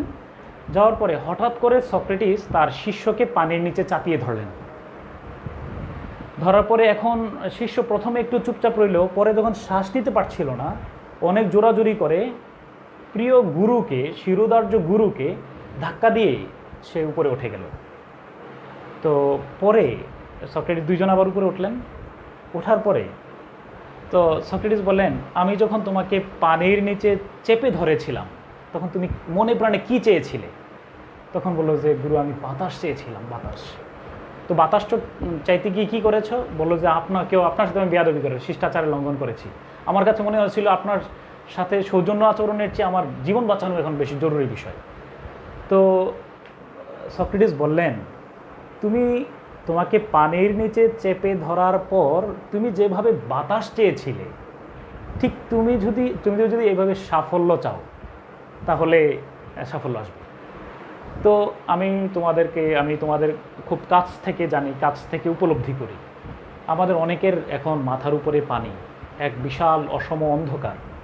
2টা বছর আমাদের জীবন থেকে একেবারেই হতাশায় চলে গেল। তো আমার সামনে এখন পানি মাথার উপরে, এখন আমাকে লড়াই করতে হবে। আর লড়াই করার জন্য বিসিএস পরীক্ষায় কিন্তু আজীবন বিসিএস পরীক্ষা দেওয়া যায় না। বিসিএস পরীক্ষা দেওয়া, আমি সবসময় সবাই বলে যে 30 বছর, আমি একটা সময় 30 বছরের আন্দোলনের সাথে জড়িত ছিলাম, পরে আমি চলে এসেছি। না, 30 বছর হয় না। আমাদের মাননীয় প্রধানমন্ত্রী বলেছেন 30 বছরের না হলে 90 বছর হবে না। অর্থাৎ আমাদের বয়স যত বাড়ে তত আমাদের এই মেমোরাইজিং পাওয়ার কমে, উদ্যম কমে। বিসিএস পরীক্ষার সবচেয়ে ভালো সময় হলো অনার্স মাস্টার্স পাশ করার পরের 2টা বছর। তুমি যদি বলো যে আমার সবচেয়ে ভালো এক্সপিরিয়েন্স কোথায়, আমার সবচেয়ে ভালো পরীক্ষা হয়েছে 31তম বিসিএসে, মেডেন বিসিএস। প্রথম বিসিএসটাকে আমার মনে হয় যে first love, first marriage, first baby, এগুলো শুনতে যেমন রোমাঞ্চকর, প্রথম বিসিএসটাও কিন্তু প্রায় আজানের জবাব দিও, আজান দিচ্ছে। তো প্রথম বিসিএসটাও কিন্তু এরকম রোমাঞ্চকর। তো দিনে দিনে যত বয়স বাড়ে সম্ভাবনা তত কমে এবং আমাদের পারিপার্শ্বিক ব্যস্ততা বৃদ্ধি পায়। যারা আমার কথা শুনছো, আমি একটা বিশেষ রিকোয়েস্ট করে বলি, যেহেতু একটা গুরুত্বপূর্ণ সময় আমরা কাটিয়ে ফেলেছি, ধরো আমাদের অনেকের প্রায় 80% প্রস্তুতি আছে, এই সামান্য একটা প্রস্তুতি প্রয়োজন। আরেকটা কথা বলে রাখি, সবাই কি বিসিএস ক্যাডার হবে? এখানে আমাদের পরীক্ষা দিচ্ছে 4,20,000, 4 লক্ষই তো বাদ যাচ্ছে, তো 20,000 টিকছে। এই 20,000 থেকে আবার 10,000 বাদ যাবে, আবার এই 10,000 থেকে আবার বাদ গিয়ে আলটিমেটলি আমাদের জেনারেল ক্যাডারের সংখ্যা হলো ধরো 600 প্লাস মাইনাস, আর সাথে আমাদের টেকনিক্যাল ক্যাডার আছে। তো আমি হয়তো একেবারে ক্যাডারই হওয়া লাগবে চূড়ান্তভাবে, অবধারিত না। তো বাংলাদেশে আমি দেখেছি যে ক্যাডার হয়েছেন, কিন্তু বাংলাদেশ ব্যাংকে আমার খুব প্রিয় একজন ভাই আছেন, রবেল ভাই, ক্যাডার 34তমতে ক্যাডার ছিলেন, উনি বাংলাদেশ ব্যাংকের ডেপুটি ডিরেক্টর, শ্রদ্ধেয় মজুমদার রুবেল স্যার। হ্যাঁ, তো ক্যাডারই হওয়া লাগবে। এই আমাদের চিরঙের অদিতের স্টুডেন্ট মেহেরুন্নেসা ছিল শিক্ষা ক্যাডার, কিন্তু সে এনএসআইতে রয়ে গিয়েছে, শিক্ষা ক্যাডারে জয়েন করেনি। তো অনেক চমৎকার অপরচুনিটি আছে। তো অল ইনক্লুসিভ এই বিসিএস পরীক্ষার এই প্রস্তুতি, সামনের 3-4 মাসের প্রস্তুতি, আমি বিশ্বাস করি একটা আইডেন্টিটি তৈরিতে সহায়তা লাভ করবে। বিসিএস ক্যাডার আসেনি, নন ক্যাডারে দেখো না কত সুন্দর চমৎকার কতগুলো নিয়োগ হলো আমাদের প্রত্যেকটা বিসিএসের মধ্যে, আকর্ষণীয় পদের, যেটা অনেক ক্ষেত্রে মনে হয়েছে ক্যাডারের চেয়েও ভালো পোস্ট মনে হচ্ছিল। তারপরে এই সাব ইন্সপেক্টর থেকে শুরু করে ব্যাংকিং পরীক্ষাগুলো, আমি এর সাথে বলে রাখি, অবশ্যই আমাদের টার্গেট থাকবে ব্যাংকের সাথে বিসিএসের একটা সর্বোচ্চ সমন্বয় করার চেষ্টা করা। এরপরে অন্ততপক্ষে এই যে আমাদের ঈদুল আজহার আগে যে আমাদের এই এনটিআরসি থেকে প্রায় 1.5 লক্ষ বাংলাদেশের ইতিহাসে বিশাল নিয়োগ, কত হতাশ যুবককে মানে তার হৃদয়ে আবার নতুন করে বেঁচে থাকার স্বপ্ন দেখিয়েছে। তো হয়তো আল্লাহ ক্যাডার নাও রাখতে পারেন, কিন্তু আমার যেন বলতে পারি যে আল্লাহ, আমি তো অনেক চেষ্টা করেছি, আমি তো চেষ্টার কোনো ত্রুটি করিনি। মনে রেখো যে লাইসালিল ইনসান ইল্লা মা, আল্লাহ সেই জাতির ভাগ্য কখনোই পরিবর্তন করেন না যতক্ষণ পর্যন্ত সে তার নিজের ভাগ্য পরিবর্তনে সচেষ্ট হয়। তো আমি প্রিলিমিনারির যারা আছো, অনেকে গতকালকে আমার সাথে খুব কান্নাকাটি, আমি জানি কান্নাকাটি করার অনেক সঙ্গত কারণ আছে, অনেক ভালো নম্বর পাওয়ার পরে আনফর্চুনেটলি আসে নাই। কেন আসেনি আল্লাহ পাক ভালো জানেন। তো পেছনে ফিরে তাকানোয় এখন হলো আমি সবচেয়ে ভালো নম্বর পেয়ে আমি কিন্তু একজনের রেফারেন্স দিতে পারি। 33তম বিসিএসে উনি আমাদের ভাই, উনি প্রিলিতে ফেল করেছেন এবং 34তম বিসিএসে সারা বাংলাদেশের সম্মিলিত মেধা তালিকায় প্রথম হয়েছেন। তো পেছনের দিকে তাকানোর দরকার নাই, এনজয় দ্য প্রেজেন্ট, আজকের দিনটাকে ভালোভাবে কাজে লাগাও। যদি আল্লাহ তকদিরে নাই রাখেন, এই প্রস্তুতিতে তুমি যখন বেসরকারি জব বা অন্যান্য কোথাও বা বিদেশ যাওয়ার প্রক্রিয়াতেও কিন্তু সাপোর্ট দেবে। আমি আমার প্রিলিমিনারির ভাই বোনদের জন্য আমার বক্তব্য এখানে আমি শেষ করছি। আমি এখন রিটেনের যারা আছে তাদের জন্য আমি একটু কথা বলবো। আবার বলে রাখি, ইফ ইউ লাভ মি, আমার একটা পরামর্শই শুধু শুনবে। আমি অনেকের সাথে গত 2 দিন ধরে একেবারে সিজলেসলি অনেকের সাথে কথা বলেছি। মনে রাখবা, মা মাযহাফিদ দুনিয়া হানামুন, মানে আব্দুল কাইমের একটা কবিতা ছিল যে অতীতে যা গিয়েছে তা স্বপ্ন। দেখবা যে আমি 5 বছর 2, 3, 4 বছর 10 বছর আগের দিকে তাকালে মনে হয় যেন রাতে স্বপ্নে দেখেছি যা ওই অতীতটাও তা খুব দ্রুত ফুরিয়ে যায়। সেই দিন মাত্র আমি 1-এ ভর্তি হয়েছি আমার মনে হয়। এই দেখো, মানে বিসিএস পরীক্ষা আমি সেই দিন, আমার মনে হচ্ছে যে এগুলো সব সেই দিনের গল্প।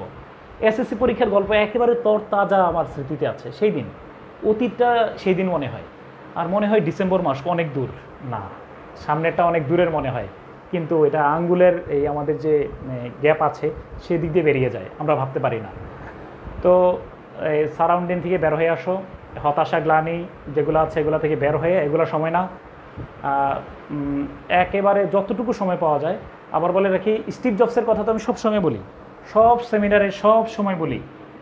এই যে দেখো, যে তিনি লাস্ট প্রেজেন্টেশনটার মধ্যে বলেছিলেন যে এই যে অনেকগুলো স্টার রেখেছিলেন, আঁকার পরে বললেন এই বলেছিলেন কি স্টিভ জবস বলেছিলেন, every star implies an opportunity. প্রত্যেকটা স্টারের নাম এক একটা opportunity. If you always try to get the smaller ones, যদি সব সময় ছোট ছোট অপরচুনিটি নিতে অভ্যস্ত হও, you must lose the greater one, বড় অপরচুনিটি হারায় যাবে। এখন আমি অপরচুনিটি কী কী নিচ্ছি? আমি অনেকগুলো টিউশন নিলাম, আমি আমার মাল্টি রিলেশনশিপ আছে, আমি অনেকের সাথে অ্যাফেয়ারে সম্পৃক্ত, আমি সোশ্যাল পলিটিক্যাল অ্যাক্টিভিটিসের সাথে জড়িত, বিভিন্ন কাজ করে আমি আমার সময়টাকে শেষ করে ফেলেছি। ফলে এটা কিন্তু আমার কাছে স্বপ্নের মতোই মনে হবে। তো আমি যদি তুমি আমি জানি তোমরা আমাকে অনেক ভালোবাসো, আমিও খুব উপলব্ধি করি তোমাদেরকে। তাহলে আমি নির্দেশ দেই, উপদেশ দেই এভাবে যে 3 মাসের জন্য জাস্ট বলে রাখি আমার মেথড। 31তম বিসিএস আমি প্রথম পিরিয়ড টিকার কথা আমার শ্রদ্ধা লতিফ স্যারের কথা, লতিফ স্যারকে জিজ্ঞেস করলে হবে। আমার 6 মাস মোবাইল ফোন বন্ধ ছিল, আমি আমার বোনের বাসায় ছিলাম, ডিসকানেক্টেড, শুধু পড়াশোনা ছিল। বিশ্বাস করো, এই 6 মাসের প্রস্তুতিতে সারা জীবন মনে হয় যে উত্তাপ নিয়েছি, সারা জীবন। এবং আমার মনে হয় যে আমার বন্ধুবান্ধবরা বলতো যে অমুক বইয়ের হাফেজ বলতো আমাকে, অর্থাৎ আমি বলতে পারতাম যে এই বইয়ের এত পৃষ্ঠা এটা আছে, এরকমভাবে পড়ে ফেলছি। তো পড়ার পরে এবং আমি পরে টিচারের হেল্প নিয়েছি বিশেষভাবে, যেগুলো আমি বুঝতাম না আগে, আমি নিজে সেলফ ডেভেলপমেন্ট ঘটিয়েছি। তো তোমরা যদি দিনের একেবারে অন্য সব সংযোগ বাদ দিয়ে তোমরা যদি পুরো সময়টা, অনেকে বলবো যে আমি কি 2-1টা টিউশন করাতে পারি কিনা, আমার মনে হয় যে টিউশন করালে তুমি 3-4 মাসে কত 20,000-30,000 টাকা ইনকাম করতে পারবে। আমি বলবো যে তুমি কারোর কাছ থেকে হেল্প নাও, 30,000 টাকা ধার নাও। 30,000 টাকা তো 3 কোটি টাকার চেয়ে মূল্যবান। কিসের সাথে কিসের বিনিময় করছি? তো আমরা যেন ধৈর্য ধরে, অতীত যা হয়েছে আত্মাকদির ও লাইয়ুদ্ধ, তকদির তো আমি করতে পারি। আল্লাহ হয়তো চেয়েছেন যে আমি এখানে একটু আরও পোক্ত হই।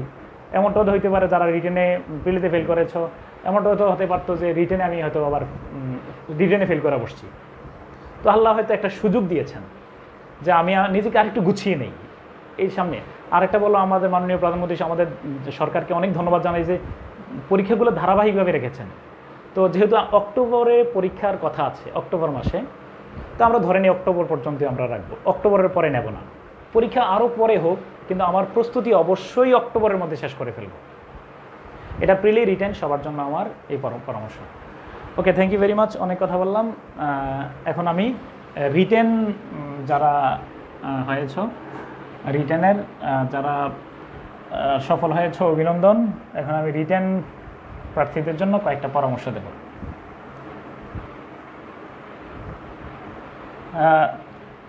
সেটা হলো,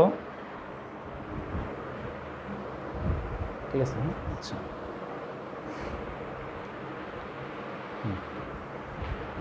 তো আবারও বলে রাখি,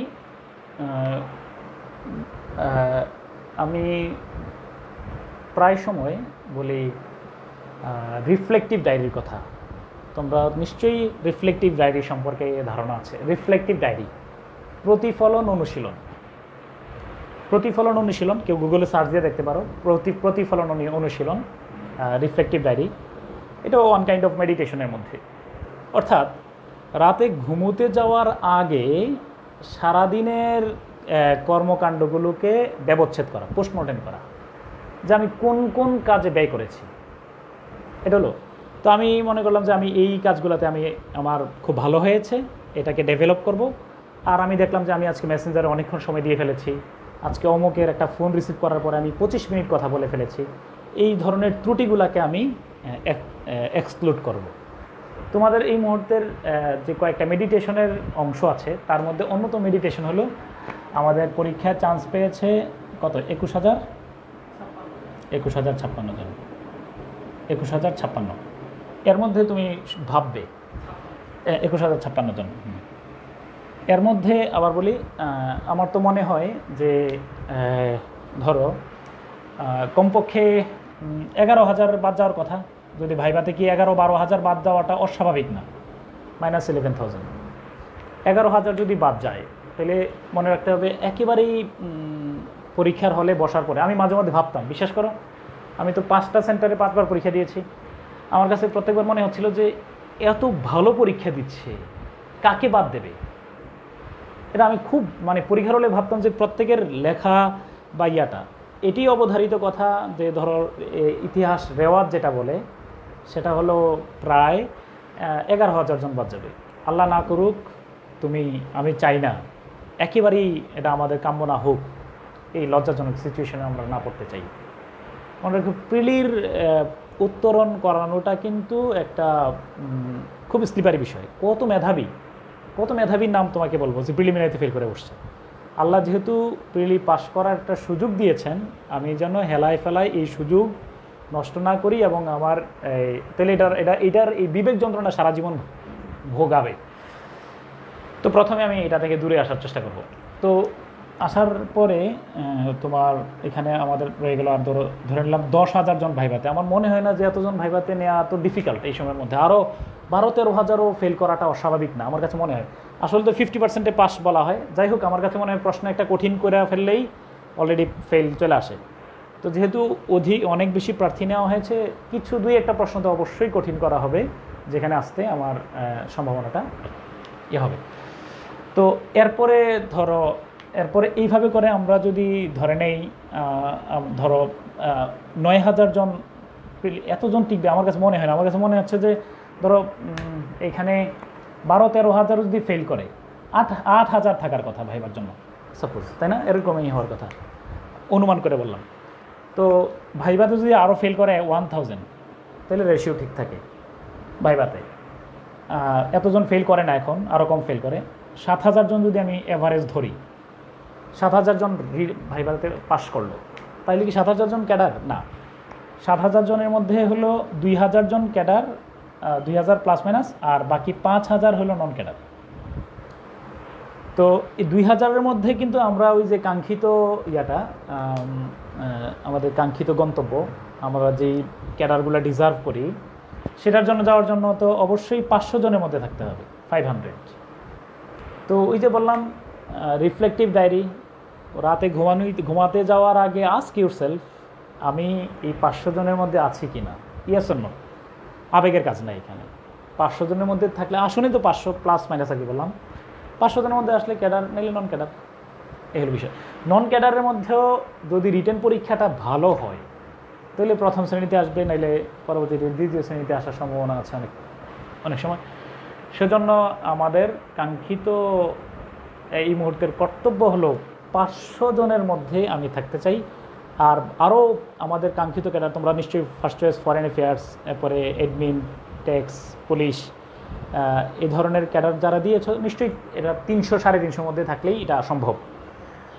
এখন আমি বলি, সেটার জন্য আমাদের প্রথম কাজ হলো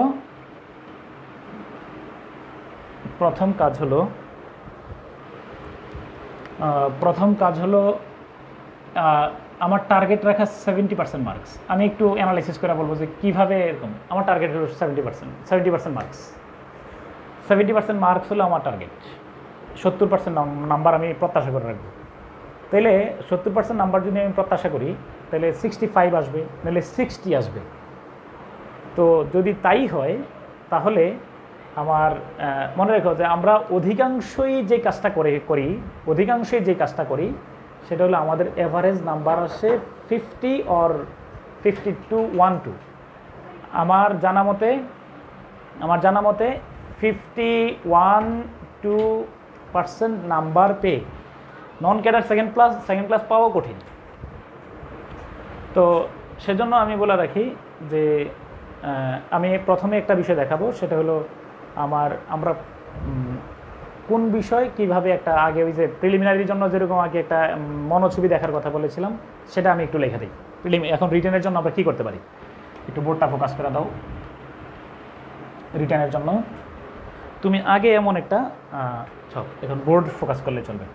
আচ্ছা, ধরো রিটেনের জন্য আমি বলি, ধরো সাবজেক্ট,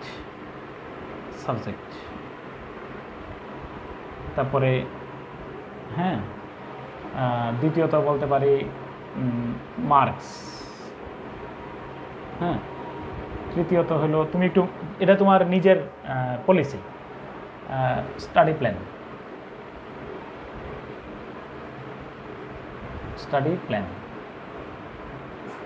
মার্কস, এক্সপেক্টেড মার্কস।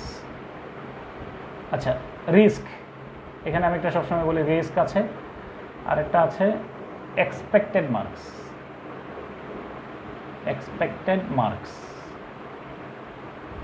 আর একটা আছে তোমার সাজেশন।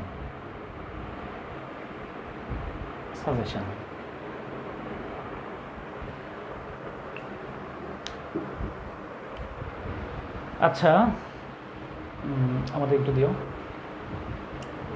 Subject, marks. আচ্ছা, আবার বলি একটা পরিকল্পনাই তোমাকে ভালো করার সুযোগ দেবে। একটা পরিকল্পনা, আমি কয়েকটা বিষয়ে নক করব এবং আমি চাইবো যে তোমরা এই অনুসারে অগ্রসর হও। আমি যদি সুযোগ পাই সামনে আরও কয়েকটা লাইভে এসে আরও অ্যানালাইসিস করব। ধরো সাবজেক্ট 1 নম্বর প্রথম পরীক্ষা হবে ইংলিশে মার্কস হলো কত, 200 মার্কস। রিস্ক আছে, রিস্ক মানে হলো 59, 60, 59 ইকুয়াল টু 0।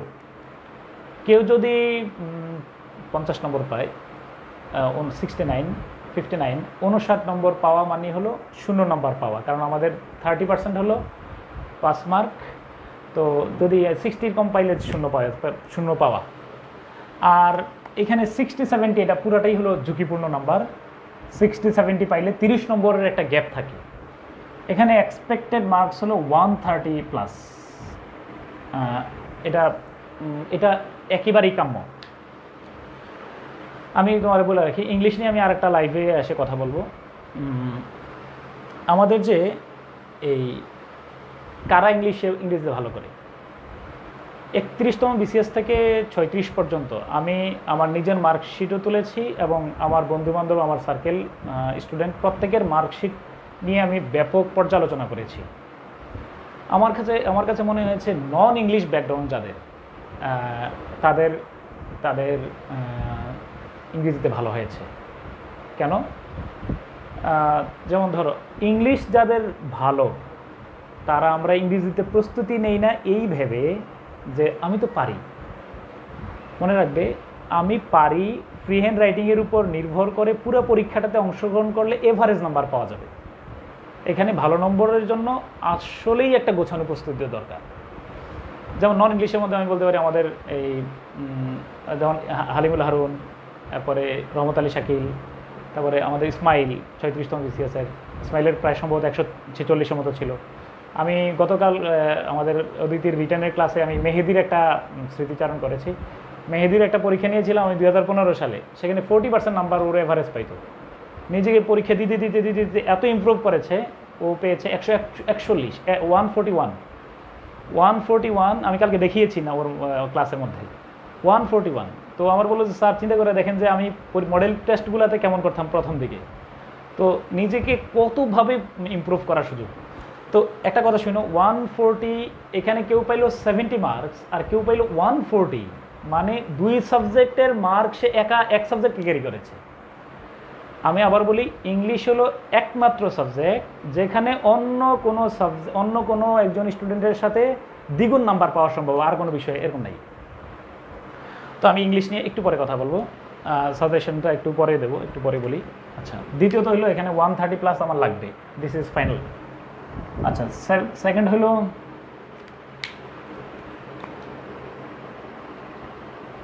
দ্বিতীয়ত আমি যদি বলি, ইংলিশের পরে আমি ধরে নিলাম, যদি এটা পরীক্ষাটা পরে হবে, মেন্টাল প্লাস ম্যাথ।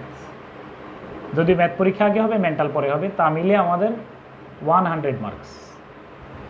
এখানে রিস্ক অলওয়েজ 40, 45, 50 দুইটা মিলে 45 এবং 50 নম্বর পাওয়া সবসময় ঝুঁকিপূর্ণ কাজ। এখন এখানে এক্সপেক্টেড মার্কস কত? এক্সপেক্টেড মার্কস হলো, আমি মনে করি এক্সপেক্টেড মার্কস হলো এখানে হওয়া উচিত 2 ধরনের। অর্থাৎ ধরো মেন্টাল এবিলিটি আমি আগে লিখেছি তো, আচ্ছা ধরো এখানে হলো 45 প্লাস 30 অথবা 45। আমি আমার কথাটা আমার ব্যাখ্যাটা বুঝিয়ে বলি, অনেকের ভিন্নমত থাকতে পারে, এটা তো ভিন্নমতকে আমি স্বাগত জানাই। আচ্ছা, আমার কথা হলো যে যারা ম্যাথস এ দুর্বল তাদের টার্গেট থাকুক, আমি মেন্টাল এবিলিটিতে 45, সবল দুর্বল সবার জন্য আমার টার্গেট হলো মেন্টাল এবিলিটিতে 45 মেন্টাল। আচ্ছা, আর ম্যাথের জন্য আমার পরামর্শ হলো, যারা ম্যাথে নিজেকে দুর্বল মনে করো আমার মতো, যে আমরা সবগুলো টপিক এখন এক্সপার্ট হইতে হয়তো পারবো না, সেজন্য এখানে কমপক্ষে 30-এর নিচে যেন নাম্বার না আসে, এটা হলো আমার সংগ্রাম। আমি যখন 50-এ 85 পাইতে চাইবো 3 মাসের মধ্যে, সো ডিফিকাল্ট, এটা আমার এক্সপেরিয়েন্স যেটা বলে। আমি জুবাইর আমাকে বললো এই কথাটা যে স্যার আমি ওরে বললাম যে তুমি এমনই প্রস্তুতি নাও, কিন্তু ওর ব্যাকগ্রাউন্ড ম্যাথ ছিল না, ম্যাথ ভালো করেনি। তো ফলে সবগুলা যখন একসাথে প্রস্তুতি নেওয়ার কারণে পরীক্ষার হলে গিয়ে, ঠিক আছে, আচ্ছা, পরীক্ষার হলে যাওয়ার পরে সে দেখলো যে সব তালগোল পাকিয়ে ফেলেছে। তো আমি বলি, তোমাদের যদি কারোর ম্যাথ দুর্বলতা থাকে, তো 3 মাসের মধ্যে একেবারেই আমি আলাদিনের প্রদীপের মতো সবল হওয়ার সুযোগ নেই। তো আমি যেন অন্তত পক্ষে 30 ধরে রাখতে পারি, সেজন্য কিভাবে আমরা ভালো করতে পারি সেটা। আচ্ছা, তাহলে 30 আর 45, যারা বলো যে আমার ম্যাথ ব্যাকগ্রাউন্ড ভালো, তারা ইয়া করলে হবে, যারা ম্যাথস এ ভালো তারা চাইবে যে আমি যেন 90, মানে ধরো ম্যাথে ভালো, আমি যদি জিজ্ঞেস করি ম্যাথে ভালো কারা, খেয়াল করো, আমি যদি বলি যে এই মুহূর্তে এসএসসিতে হায়ার ম্যাথে তুমি A+ পাবে, এমন আস্থা কাদের আছে? তো বলো হ্যাঁ, আমি 1 সপ্তাহ পড়াশোনা করলে পাবো। আমি তো মনে করি যে তোমার এখানে 90 নম্বর ক্যারি করার সুযোগ আছে, এটা একটা বিশাল চান্স। আর যাদের যদি দুর্বলতা থাকে, তুমি চাইবে যে কোন টপিকগুলাতে আমার আমাদের অবশ্যই গণিতের টিচার এটা ভালোভাবে বলবেন যে কোন টপিকগুলোতে আমি ভালো করলে এখানে সহজে আনসার করে আসতে পারবো। সেই সিদ্ধান্তটা অবশ্যই কোনো একজন এক্সপার্টের সিদ্ধান্ত নেওয়া। অবশ্যই মনে রাখবা যে একটা সাজেশন চেঞ্জ করে ফেলে। আমি আমার টিচারদেরকে আমি সবচেয়ে বেশি রেসপেক্ট করি, আনবিলিভেবল। আমি যে আমার যতজন শিক্ষক আছেন, আমি সবাইকে এত বেশি পরিমাণে ভালোবাসি, কারণ স্যারদের কাছে আমি টিচার বা ভালো সঙ্গী, ভালো ব্যক্তিত্বের সংস্পর্শ পাওয়া, এই যে শেখ সাদির ভাষায় হলো পারফিউম শপ, যে আমি স্যারদের কাছে বসে থাকলেও মনে হয় যেন একটা আমার ভালো লাগছে। স্যারের সাথে কোনো কথা বলি নাই, তারপরে মনে হচ্ছে যে একটা সান্নিধ্য। সোহবতে সালে তোরা সালে কোনাদ, সোহবতে তালে তোরা তালে কোনাদ, সৎসঙ্গে সর্বত। মানে গুলিস্তার মধ্যে শেখ সাদি বলেছেন যে জ্ঞানী মানুষের সাথে, বিজ্ঞজনের সাথে সময় কাটানোটা পারফিউমের দোকানে থাকার মতো। পারফিউম কিনি আর না কিনি, সুবাস কিন্তু ফ্রি পাওয়া যায়। তো আমি চাইবো যে তোমরা এই সংশ্লিষ্ট বিষয়ে কোনো একজন ভালো এক্সপার্ট টিচার যারা আছেন তাদের সান্নিধ্যে থাকা, তাদের পরামর্শ নেওয়া। তো এই টার্গেটের কথা বললাম, সাথে সাজেশনটা তুমি নিজে তৈরি করে নিও বা স্যারদের কাছ থেকে নিয়ে নিও। আচ্ছা, 3 নম্বরে হলো সায়েন্স প্লাস আইসিটি। এখানেও 100 মার্কস। এখানেও আমাদের যে ঝুঁকি নম্বর হলো 45-50, এগুলাতে কোনো দিনও ক্যাডার মার্ক আসবে না, পাস করে দেওয়া হবে, সান্ত্বনা দেওয়া হবে আমি ভাইভাতে অ্যাটেন্ড করছি, একেবারে ফ্রুটলেস, নন ক্যাডারও আসবে না। তো এখানেও আমি বলতে চাই যে ধরো 75-85 এই দুইটা ভাগে ভাগ করতে চাই। অন্ততপক্ষে যাদের আর্টস ব্যাকগ্রাউন্ড, যারা আমাদের মতো জারণ বিজারণ বুঝি না, বা ধরো এই বিজ্ঞানের টার্মগুলো ভালোভাবে লিখতে পারি না, আমাদের যে যাদের দুর্বলতা আছে, আমরা চাই যে কোনো ক্রমে সংগ্রাম করে যেন 75 আনা যায়। আর যাদের ব্যাকগ্রাউন্ড ভালো, যাদের যাদের সায়েন্সের ব্যাকগ্রাউন্ড ছিল, তুমি তো অবশ্যই চাইবে যে এই সুযোগটাই আমি কাজে লাগাই, যে সুযোগটা আমি আমার ইংলিশে কাজে লাগাইতাম, যেহেতু আমার স্ট্রং জোন। যাদের বিজ্ঞানে ব্যাকগ্রাউন্ড, যাদের ম্যাথ এবং বিজ্ঞানে ভালো, তুমি চাইবা যে এই দুইটা দিয়ে আমি অন্য যে কোনো কারোর চেয়ে এগিয়ে যাব, যেহেতু আমার এটা স্ট্রং পয়েন্ট, ভালো করতে চাই। এখানে যত ধরনের সহায়তা নেওয়া প্রয়োজন, বিশেষত আমি তো এখানে বলবো যে বেসিক আমাদের যে বোর্ডের টেক্সট বইগুলারে ফোকাস করে, প্রিভিয়াস কোশ্চেন থেকে তো একজন কম করে না, বিশেষত আইসিটি দুর্ভোগ, আইসিটি নিয়ে আসলেই দুর্ভোগের শেষ নাই। তো এটাতে আমাদের এই টার্গেটটা থাকা উচিত, পরামর্শ করে।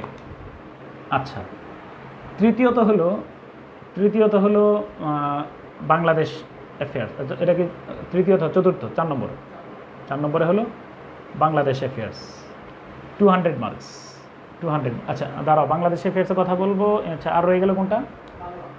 আচ্ছা, বাংলাটা একটু বলে নিই। বাংলা বলার পরে ওই দুইটা বলবো। বাংলাতে হলো 200 মার্কস। এখানে আমার ওই রিস্ক মানে হলো 90-100, এটা রিস্ক নাম্বার হিসাবে গণ্য হবে।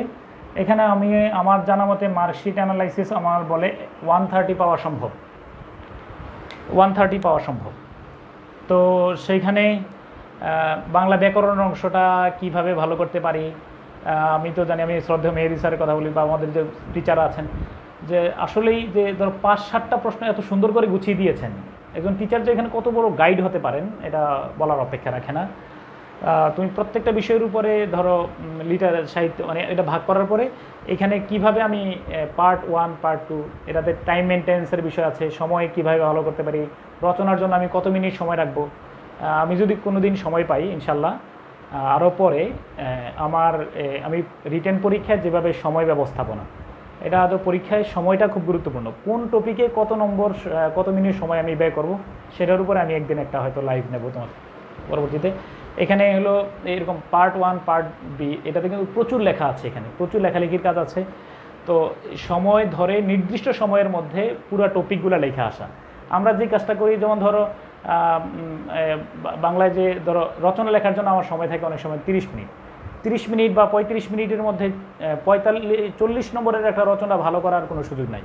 তো এই জন্য সময়ের উপর টাইম ম্যানেজমেন্টটা এখানে খুব গুরুত্বপূর্ণ, এবং এই টার্গেটটা আমাদের থাকা দরকার। তারপরে 4-5 নম্বরে বলবো ইন্টারন্যাশনাল অ্যাফেয়ার্স। এইখানে মার্কস হলো 100। এরপরে রিস্ক হলো ওই যে 45 রিস্ক। আমার জানা মতে অ্যাভারেজ 65 থেকে 70 মার্কস আসে। আমি যেটা মার্কশিট আমার কাছে মনে হচ্ছে যে এটা পাওয়া সম্ভব। তো এখানে স্যারেরা তো ভালো বলবেন, একজন স্টুডেন্ট হিসাবে আমার কাছে যেটা মনে হয়, এখানে ইন্টারন্যাশনাল অ্যাফেয়ার্সের জন্য একজন পরীক্ষার ক্যান্ডিডেট, যেহেতু আমি নতুন সিলেবাসে 35 এবং 36 অ্যাটেন্ড করেছি, আর 31 থেকে 34 পর্যন্ত ছিল পুরাতন সিলেবাস। তো আমার কাছে মনে হচ্ছে যে আমরা অনেক সময় কি করি, এখানে ইন্টারন্যাশনাল অ্যাফেয়ার্সের যে 4x10 এ হলো 40 মার্কস, আর 15 × কত 4 60 মার্কস। এই তো তুমি জানো না, আমাদের বইগুলোতেও কিন্তু এই যে তোমার কনসেপচুয়াল ইস্যু যেগুলো, ছোটো প্রশ্ন যেগুলো এগুলো প্রথমেই অ্যানালাইসিস করা হয়েছে। তো এই ছোট প্রশ্ন বেশি পড়ার কারণে আমরা ওই দিকে অনেক সময় মনোযোগ দিয়ে পড়তে পারি না। আমি একটু রিভার্স করার কথা বলবো। আমি বলবো যে তুমি আমাদের স্যারদের সাথে শেয়ার করে তুমি এই ব্রড কোশ্চেন 15 নম্বর এগুলাতে 10-15টা প্রশ্ন হ্যান্ড নোট তৈরি করবে। যেমন ধরো জাতিসংঘের উপর একটা প্রশ্ন আসা তো স্বাভাবিক, তো আমি জাতিসংঘের প্রশ্নটা খুব ভালোভাবে লিখি। কেন আমি এই কথা বললাম, আমি দেখেছি যে ধরো যদি আমি 4 নম্বরের প্রশ্ন 2-3টা খারাপ লিখি, এটাতে হয়তো 4-এ আমি 2 নম্বর পাবো, তাই না, 1 নম্বর পাবো, অনেক বড় গ্যাপ তৈরি হলো না। কিন্তু 15 নম্বরের একটা প্রশ্নে যদি আমি খারাপ লিখি আমি 5 পাবো, তো মনে করবা যে পরীক্ষাটা খারাপ হয়ে গেল। তো আমি আমাদের যে যারা ইন্টারন্যাশনাল অ্যাফেয়ার্সের এক্সপার্ট স্যাররা আছেন তাদের কাছ থেকে তুমি পরামর্শ নিয়ে গুরুত্বপূর্ণ টপিকগুলো সিলেকশন, তো এই গুরুত্বপূর্ণ টপিকগুলোর মধ্যে এটা হলো এই আমি বলবো যে 15 নম্বরের প্রশ্নগুলো হ্যান্ড নোট করে পড়া, আর বাকিগুলো হলো বই থেকে পড়া। যেহেতু এই সময় আমাদের খুবই কম, আবার বলি রেড মার্কিং করে দিলাম, তোমার অবশ্যই 10টা প্রশ্ন স্পেশাল হ্যান্ড নোট। বলবো যে প্রশ্ন কমন না পড়লে মনে রাখবা, প্রশ্ন কমন আর আনকমন এটা বলে রাখি। যদি 2টা প্রশ্ন বলি, ধরো একটা প্রশ্ন আসলো বাংলাদেশ ভারত সম্পর্ক, আর একটা প্রশ্ন আসলো মধ্যপ্রাচ্যে কুর্দি সংকট। প্রশ্ন কমন কোনটা? বাংলাদেশ ভারত সম্পর্ক। আনকমন কোনটা? কুর্দি। আনকমন প্রশ্ন কুর্দি সংকট আমাদের প্রায় এভারেজ পরীক্ষার হলে যারা ছিলাম সবার কাছে কিন্তু একই রকম মনে হবে, এবং সবাই আমরা এটা বানায় টানে বা পূর্বজ্ঞান থেকে লিখব। এটা আনকমন সবার কাছে, এটা স্যাররা এভারেজ নম্বর দেবেন। বাংলাদেশ ভারত সংকট, বাংলাদেশ ভারত সম্পর্ক, এটাতে তো এভারেজ এই নামকা ওয়াস্তে লেখালেখি আসছি, নাম্বার পাওয়া যাবে না। You have to prove the common question is very uncommon in my writing. আবার খেয়াল করবে, অর্থাৎ স্যার সবাই তো বাংলাদেশ ভারত সম্পর্ক লিখেছে স্যার, আপনি আমার খাতার প্রেজেন্টেশন দেখেন মনোমুগ্ধকর, অর্থাৎ আমি যা লিখেছি স্যার এই ক্লাসে কেউ লিখেনি। আমি শ্রদ্ধেয় এমইউ খান স্যারের কথা স্মরণ করতে চাই। 34তম বিসিএসে আমি স্যারকে ডাচ বাংলা যে মা মেডিসিনের সামনে কনফিডেন্সের পাশে স্যারের পাশে স্যার দাঁড়িয়েছিলেন। আমি বললাম স্যার আমার একটা পরামর্শ দেন, আমি কিভাবে রিটেন পরীক্ষাটা ভালো করব। তো স্যারের পরামর্শ আমার সবসময় মাথায় কাজ করে। তো স্যার বললেন যে শরীফ তোমার খাতাটা আমি পড়বো কি না সেটা নিশ্চিত করবে। আমি বললাম যে স্যার এটা কেমন কথা বলেন, আমি তো রিটেন পরীক্ষা দিলে খাতা পড়বে না।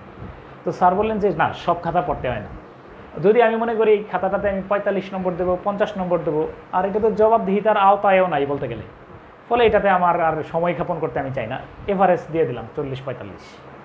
যদি আমি মনে করি 60 মার্কস, 65 মার্কস, 70 দেবো, তাহলে তোমার খাতা আমার চোখ ধরে রাখবে। এবং স্যারের পরামর্শ দিয়েছেন যে ওই যে এলিজাবেথকে কোটেশন করে, first impression is the best and last impression, পেহেলে দর্শনদারি ফের গুণ বিচারি।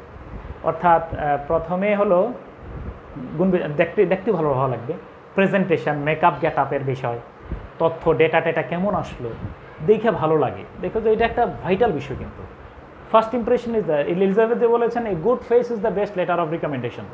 একটা খাতা দেখলাম, পৃষ্ঠা উল্টায় দেখার পরেই দেখলাম যে ভালো লাগছে, যাই ভিতরে যাই না যাই আমার দেখে ভালো লাগছে, এটা একটা পজিটিভ সাইন।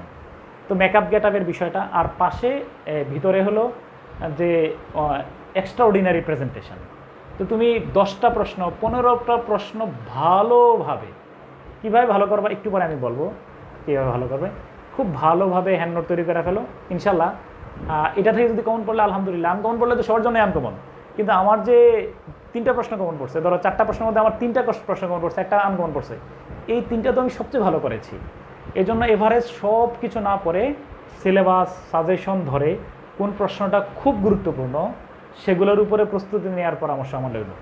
মনে রাখবা ভাস্ট নলেজ, আমি এটা তোমার রেফারেন্স হিসাবে বলি। আচ্ছা ধরো বঙ্গবন্ধু, আচ্ছা আসলো Bangabandhu as a charismatic leader. আচ্ছা এই প্রশ্ন, আমি তো একজন মহাপণ্ডিত মানুষ, আমি বঙ্গবন্ধুর উপরে অনেক প্রায় 10-12টা মুজিব ভাই পড়া আছে, আমার পিতা শেখ মুজিব আমার পিতা, আমার এই একেবারে অ্যান্থনি মাসকারেনাস থেকে শুরু করে ডেভিড ফস্ট, প্রত্যেকের মানে ভাইটাল বইগুলো আমি পড়ে এসেছি। তো আসলে বঙ্গবন্ধু ক্যারিসমেটিক লিডার, আমি যে এত বেশি পড়েছি আমি কিন্তু সিনোপসিস করতে পারছি না, আমার কথাগুলো বিচ্ছিন্ন বিক্ষিপ্ত হচ্ছে। আরেকজন কি করেছে, বঙ্গবন্ধুর উপরে সে প্রস্তুতি নিয়েছে গোছানো প্রস্তুতি।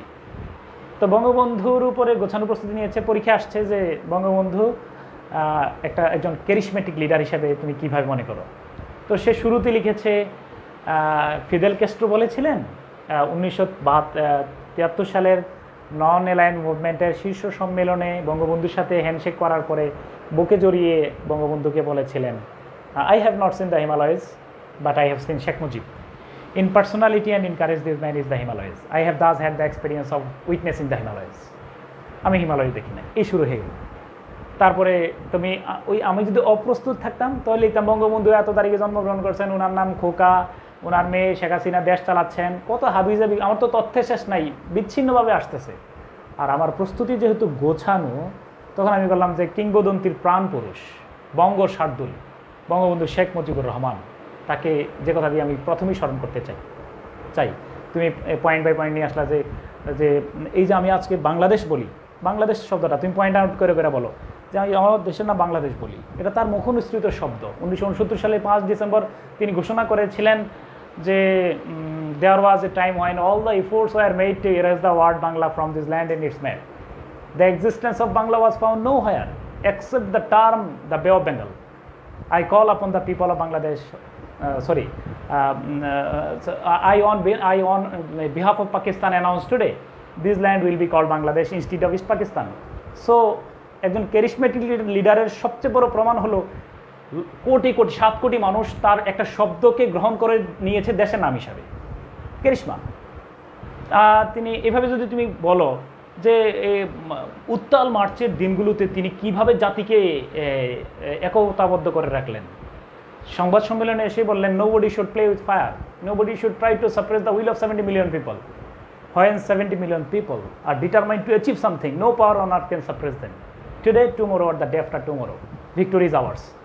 যে বললেন 7 কোটি মানুষ যখন কোনো কিছুর বিরুদ্ধে রুখে দাঁড়ায়, সাংবাদিকদের উপরে বললেন আগুন নিয়ে খেলা করা উচিত না। আমার পিলারের নাম 7 কোটি মানুষ। 7 কোটি মানুষ যদি কোনো কিছুর বিরুদ্ধে দাঁড়ায়, পৃথিবীর কোনো শক্তি তাকে দমিয়ে রাখতে পারবে না। সাংবাদিকরা মনে রাখবা, আজ নইলে কাল নইলে পরশু বিজয় আমাদেরই হবে। Confident is spirit of liberation war. এটি তো তিনি চেতনা আমাদেরকে শিখিয়ে দিয়ে গেলেন, যে ক্যারিশমা এখানে দেখা গেলেন যে অন্যায়ের বিরুদ্ধে যদি সব মানুষ একসাথে রুখে দাঁড়ায়, থামতে বাধ্য। কোটা সংস্কারে আমরা দেখেছি, তারপরে রাস্তা এই যে সড়ক আন্দোলনের মধ্যে দেখেছি, এরা চাইলে আমাদের মাননীয় প্রধানমন্ত্রী মেনে নিয়েছেন, সবাই চাচ্ছে যে কোটা উঠে যায়। 1971 সালের 26 মার্চ বা 25 মার্চ রাত 12টা 20 মিনিটের তিনি যে ঘোষণা দিয়ে গিয়েছিলেন, তার মধ্যে অঙ্কিত হলো একটা ম্যাপ, এই বাংলাদেশ। বললেন সুললিত ভাষায়, যে ভাষাকে বুদ্ধদেব বসু বলেছেন, আমি এই 3 বাক্যের মধ্যে কি আছে সেটা আমি বলতে পারবো না, তুমি আমাকে বলতে হবে এই 3 বাক্যের মধ্যে কি নাই। বুদ্ধদেব বসু বঙ্গবন্ধুর ভাষণকে নিমূল্যায়ন করেছেন, বলেছেন দিস মে বি কল কি this may be my last message from today, Bangladesh is independent. I call upon the people of Bangladesh, wherever you might be and with whatever you have, to resist the army of occupation to the last. Your fight must go on until the last soldier of the Pakistan occupation army. এর পুরোটা বলে লেখা মানে sir বিমুগ্ধ হচ্ছেন। তারপরে charisma আরও দেখবেন sir যে 1972 সালে যখন তিনি দেশে ফিরলেন না, লন্ডনে যখন তিনি গেলেন, তিনি বাংলাদেশের তিনি ভারতীয় বিমানে যাননি, ব্রিটিশ জেট ব্যবহার করে তিনি সরাসরি ভারতে আসেন নাই, পৃথিবীকে দেখাই দিলেন যে আমি ভারত আমাকে নিয়ন্ত্রণ করবে না। ব্রিটিশ গেলেন, যাওয়ার পরে সেখান থেকে তিনি কি করলেন, ইন্ডিয়া হয়ে আসলেন। আমরা যদি ব্রিটিশে ইংল্যান্ডে বসে পৃথিবীর ভাগা ভাগা সাংবাদিকদের সামনে বঙ্গবন্ধুকে দেখি, এক বঙ্গ শার্দুলকে আমরা খুঁজে পাই। বাঙালি যে বীরের জাতি, দেখি তাই কুছ পরোয়া নেই, কারোর সামনে কিভাবে একজন বীর কথা বলেন, আমরা তার দৃশ্য দেখতে পাই। সবাই অবাক হয়ে গেছেন। এডওয়ার্ড হিথ এসে তাকে স্বাগত জানালেন। এভাবে করে তিনি দেশে আসার পরে ইন্দিরা গান্ধীকে ফোন করলেন, ফোন করে বললেন যে আপনি কোথায়, একটা চোখ উল্টাই ফেলছেন সাথে সাথে, দেশ রক্ষার জন্য ক্যারিশমা, দেশের মানুষকে ভালোবাসলেন কীভাবে। তো এইভাবে যদি তোমার মানে ঘন্টার পর ঘন্টা লেখা সম্ভব, যদি প্রস্তুতিটা গোছানো হয়। আর প্রস্তুতি যদি এলোমেলো হয় তাহলে ভালো হবে না। আমি একটা প্রসঙ্গ নিয়ে অনেক কথা বলে ফেলছি, সরি টু সে। আমার মূল বিষয় হলো, আমি একটা কথা বলতে গিয়ে দীর্ঘ আলোচনা চলে গেছে, সরি। আমার মূল বিষয় হলো প্লিজ এই নোট করে করে পড়া। 4 নম্বরে হলো লাস্ট 6, এটা হলো বাংলাদেশ অ্যাফেয়ার্স, 200 মার্কস। এখানে ঝুঁকি হলো 90, আর আমাদের প্রত্যাশা 130 মার্কস থাকুক। আর এখানে আমার যেটা মনে হয়েছে 35তম 36তমতে গিয়ে আমার যেটা মনে হয়েছে সেটা হলো তোমার 200 নম্বর আনসার করা খুব কঠিন, অনেক লেখা, অনেক লেখা। একবার ওয়াশরুমে গেলে একটা প্রশ্ন অলরেডি মিস হয়ে যাবে, একটু এলোমেলো হইলে প্রশ্ন মিস হয়ে যাবে। তো 200 নম্বর পরিপূর্ণ আনসার করা।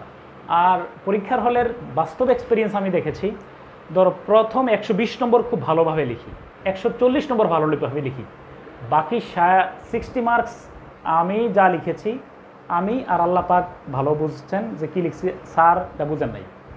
অর্থাৎ মোবাইল নাম্বার দিয়ে আসতে হবে যে স্যার আপনি কোনো জায়গায় না বুঝলে আমার কাছে ফোন করে জানা নিয়েন, এছাড়া কোনো উপায় নাই। অর্থাৎ অসম বন্টন, আমরা প্রথম দিকে ভালো লিখি, শেষের দিকে খারাপ করি, ফলে এভারেজ নাম্বারটা কমে যাচ্ছে। আমি বাংলাদেশ অ্যাফেয়ার্স নিয়ে আমি একটা কথা সামনে বলবো এই টোটাল এখানে।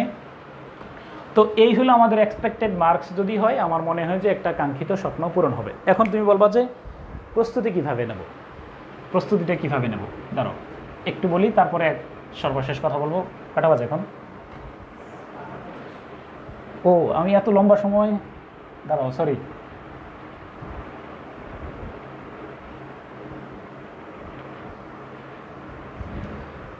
আচ্ছা কেউ আছে কি না নাকি আমি? আচ্ছা আচ্ছা, তো ইয়াটা হলো কি বলতে চাচ্ছিলাম, এখন কিভাবে প্রস্তুতি নেব। আচ্ছা প্রথমে বলে রাখি যে আমরা এখন আগে বলি দিনে কয়টা বিষয় পড়া উচিত। তোমার সিদ্ধান্তটা তুমি আরও অ্যানালাইসিস করার পরে আমার কথাটার সাথে সংযোজন বিয়োজন করবা। আমি মনে করি যে প্রাত্যহিক প্রতিদিন পড়ব, প্রাত্যহিক পড়াশোনা, প্রাত্যহিক পড়াশোনা,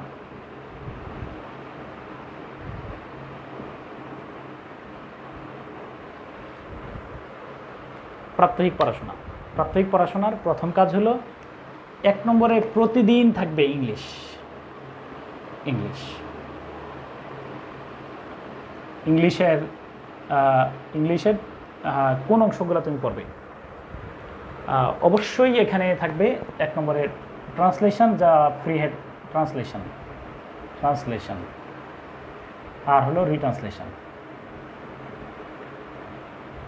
আপাতত আমার প্রেসক্রিপশনে এই দুইটা বেশি থাকবে। Translation means free hand writing. তুমি বলো বিশেষ পরীক্ষার আমাদের ইংলিশের টপিকগুলো কী কী? Translation, that means free writing, আমি মুক্তভাবে লিখতে পারি, ফ্রি রাইটিং। আচ্ছা, ইংলিশের মধ্যে দুইটা বিষয়, একটা হলো ট্রান্সলেশন, রিট্রান্সলেশন প্রাত্যহিক রাখা উচিত। তুমি আজকের দিন থেকে মনে করবা যে আমি নির্দেশ দিয়ে ফেলছি আর কি, আমি তো সবসময় অনুরোধ করি না, আমি কেমনি যে নির্দেশ দিই আর কি, আমি মনে করি যে দাবি আমি রাখি যে শরীফ স্যার বলছেন যে প্রত্যেক দিন ট্রান্সলেশন রিট্রান্সলেশন থাকবে। আজকে একদম আমাদের এলাকায় একজন লোক মারা গেছেন, আমি সময় পাই নাই, 5 মিনিট পড়েছি স্যারের কথা রাখার জন্য, এটা থাকবে। বলো যে কীভাবে? তো এটার ফজিলত কী? সেটা হলো তুমি দেখো এসে, তোমার যদি ফ্রি হ্যান্ড রাইটিংটা চালু থাকে 50 মার্কসের এসেটা অবশ্যই ভালো হবে। তারপরে তোমার থিমেটিক কোশ্চেন 30 মার্কস, কত 50 আর 80। তোমার লেটার টু এডিটর কত 20, লেটার রাইটিং 20, কত হলো 130। আচ্ছা 120। এরপরে তোমার থিমেটিক কোশ্চেন কি বলছি? আচ্ছা তাহলে বাদ রইল কোনটা আমাদের? তোমার আচ্ছা ট্রান্সলেশন, রিট্রান্সলেশন তো আছেই। ট্রান্সলেশন হলো 30। আচ্ছা ধরো এরপর বাংলা আবার রিট্রান্সলেশন আছে। আরেকটা বিষয়, গ্রামারের মধ্যে সেন্টেন্স মেকিং আছে, ওইটাও আবার ফ্রি হ্যান্ড রাইটিংয়ের উপরে। তো তুমি বাংলাদেশ ব্যাংকে পরীক্ষা দিবা ফোকাস রাইটিং, তাহলে আমি চাই যে তুমি প্রাত্যহিক অবধারিতভাবে তুমি ট্রান্সলেশন প্র্যাকটিস করবে। ট্রান্সলেশনের জন্য আমাদের শ্রদ্ধেয় আমার গুরু শ্রদ্ধেয় আব্দুল লতিফ স্যার বা বাংলাদেশের অন্যান্য টিচাররা পড়াচ্ছেন। তোমরা স্যারদের সংস্পর্শে যাইতে পারো, মানে রেগুলার টাচে থাকার জন্য। তোমরা 3 বন্ধু মিলে রেগুলার যে একজন ভালো পারেন তার সাথে দেখে করা, চর্চা করা। এখন বিভিন্ন অনেক ডিভাইস আছে যেগুলো ব্যবহার করে আমরা এটা ইমপ্রুভ করতে পারি। আর এখানে আমি আবার বলে রাখি, এখানে ট্রান্সলেশনের মধ্যে ধরো এমন বিষয়ে অনুবাদ করার পক্ষে আমি না যেটা আমার রিটেন পরীক্ষায় কাজে লাগবে না। আমি ট্রান্সলেশনের জন্য টপিক ভিত্তিক ট্রান্সলেশন করার পরামর্শ দিই। সেজন্য ধরো বিসিএসের যে বাংলা রচনাগুলো আছে না, যেমন ধরো কোভিড-19 তো আসতে পারে, তুমি কোভিড-19 উপরে যে বাংলা রচনাটা আছে সেটাকে ট্রান্সলেট করলা, ব্লু ইকোনমির উপর ট্রান্সলেট করলা। ঠিক অনুরূপভাবে রিট্রান্সলেশনের ক্ষেত্রে আমার পরামর্শ হলো সিচুয়েশনাল ভোকাবুলারি, সিচুয়েশনাল টপিক। যে টপিককে ধরো ডেইলি স্টারের মধ্যে গতকালকে ধরো কোনো একটা সম্পাদকীয় লিখছেন হেলেনা জাহাঙ্গীরকে নিয়ে, এই মুহূর্তে একটা recent topic Helena Jahangir, so ওনাকে নিয়ে যেহেতু সম্পাদকীয় লিখছেন আমি এটা নিয়ে অনুবাদ করলাম। আমার কাছে মনে হচ্ছে এটা তুমি করো, সমস্যা নেই, কিন্তু এটা আমার পরীক্ষায় কাজে লাগার সম্ভাবনা খুবই কম। বরং তার চেয়ে আমি যদি এসডিজি নিয়ে একটা প্যাসেজের অনুবাদ করি, আমি যদি ডেল্টা প্ল্যান নিয়ে একটা প্যাসেজের অনুবাদ করি, আমি যদি আরএমজি নিয়ে একটা প্যাসেজের অনুবাদ করি, মিডল ইনকাম কান্ট্রি নিয়ে একটা প্যাসেজ অনুবাদ করি, তাহলে আমার কাছে মনে হয় সবচেয়ে ইফেক্টিভ হবে। তো আমি প্রথমে বললাম এখানে দুইটা বিষয় অত্যাবশ্যকীয়ভাবে থাকবে। যদি কারো কোনো ত্রুটি থাকে তাহলে ত্রুটি মোছার জন্য আমাদের স্যারেরা আছেন। আমি স্যারের কালকে আছে আমার শ্রদ্ধেয় আমাদের অদিতির আমাদের এমডি স্যার শ্রদ্ধেয় আব্দুল লতিফ স্যারের কালকে সেমিনার আছে, স্যার 8টার সময় নেবেন। তোমরা কাইন্ডলি স্যারের কথা শুনবা। স্যার হলেন টিচার অফ টিচার্স, আমাদের সবার প্রিয়। তো স্যারও ভালো গাইডলাইন দেবেন। সবাই আমি আমন্ত্রণ জানাচ্ছি কালকে থাকার জন্য 8টার সময় স্যারের থেকে দেবেন। তো আরও বিষয়গুলো বলবেন। তো আমি আমার সংক্ষিপ্ত আমার যে অ্যানালাইসিস সেটা হলো এই দুইটা বিষয় তুমি কাইন্ডলি প্রাত্যহিক পড়াশোনার আওতায় রাখবে এবং অবশ্যই রিলেটেড টু মাই সিলেবাস। যে প্র্যাকটিসটা করব সিলেবাসের বাইরে গিয়ে পড়ব না। ওকে, 2 নম্বর, এটা হলো প্রাত্যহিক। 1 নম্বর পড়াশোনা ইংলিশ থাকলেও তুমি 1 ঘন্টা দাও 2 ঘন্টা দাও, তোমার উপরে নির্ভর করবে। দ্বিতীয়ত হলো আমি বলতে চাই উই মেন্টাল আর হলো ম্যাথস, MATS ম্যাথস, এই দুইটার জন্য আমি আবারও প্রথম কথা বলি, তুমি টার্গেট নিবা। আমারও যেটা সবসময় ছিল 3 মাস সময়, তুমি ম্যাথ পুরাটাতে ভালো করার চেয়ে আমার কাছে মনে হয় যে মেন্টাল এবিলিটিতে ভালো করতে পারবো। যে কেন যে আমি মেন্টাল এবিলিটি বরাবর ভালো করতাম, এবং আমি জানো না আমি কখনোই 30-এর উপরে পাইছি এটা মনে হয় না রিটেন কোনো ম্যাথে। 27 কারণ 25, 22 এরকম পাইছি, কিন্তু নাম্বারটা তুলতে পারছি কী দিয়ে বলো? Mental ability. এটা ভালো সাপোর্ট দিছে। তো তো এবার তোমার বলি, এই মেন্টাল এবিলিটির জন্য একটা বই তুমি ভালো করে পড়ে ফেলো, খুব ভালোভাবে প্রথম দিকে এটা কমপ্লিট করা। প্রতিদিন এটাতে তুমি যে কোনো প্রকারে কোন টিচারের কাছে কীভাবে পড়লে, কোন বই পড়লে ভালো হবে, তুমি একটু কাইন্ডলি সাজেশন নিয়ে নিও। তারপরে পরীক্ষার আগ পর্যন্ত ওই যে সিস্টেম বললাম, আমাদের যে প্রিভিয়াস কোশ্চেনগুলো অ্যানালাইসিস করো, কোন টপিকগুলো থেকে একটা বিসিএসসি কিন্তু একটা রেওয়াজ আছে। তুমি যদি আমাদের স্যারদের কাছে পরামর্শ নাও, দেখবা যে কিছু প্রশ্ন ধারাবাহিকভাবে থাকে। তো এগুলোতে আমি এক্সপার্ট হয়ে যাই না, তাহলে দেখবা যে ইনশাল্লাহ এখানে একটা ভালো করার সুযোগ আছে। তাহলে দিনে প্রত্যেক দিন ইংলিশ থাকবে, প্রত্যেক দিন ম্যাথ মেন্টাল এবিলিটি থাকবে। 3 নম্বরে হলো আমি বলবো, 3 নম্বরে হলো আমি বলতে চাই সায়েন্স প্লাস আইসিটি। তো এটার জন্য আমি কিছু পরামর্শ দিই যে বিশেষত আইসিটির অংশটা এটারে হ্যান্ড নোট করে পড়া, আমাদের যে রিসোর্সগুলো আছে বোর্ডের টেক্সট বই থেকে শুরু করে যেগুলো আছে, আরও সাথে ভালো করার জন্য যদি মনে করে যে আমার একটু ভালো করা দরকার আছে, কিছু পয়সা খরচ করলেও যদি আমাদের টিচারদের হেল্প নিতে পারলে ভালোই হবে আমার কাছে মনে হয়। এই 3টা প্রত্যেক দিন। ইভেন আমি মনে করি যে শুরু করার আগে শুরু করবার যদি if you are a beginner, যদি শুরু করো, আমি তো পরামর্শ দেবো যে 35 থেকে কত পর্যন্ত বলো, 35তম বিসিএস থেকে 40তম বিসিএস পর্যন্ত প্রিভিয়াস কোশ্চেন অ্যানালাইসিস করা একেবারে ফার্স্ট জরুরি দরকার। অর্থাৎ কোন প্যাটার্নে প্রশ্ন আসে, আমার পূর্বজ্ঞান যাচাই করা দরকার, আমি এখানে কতটুকু ভালো পারি।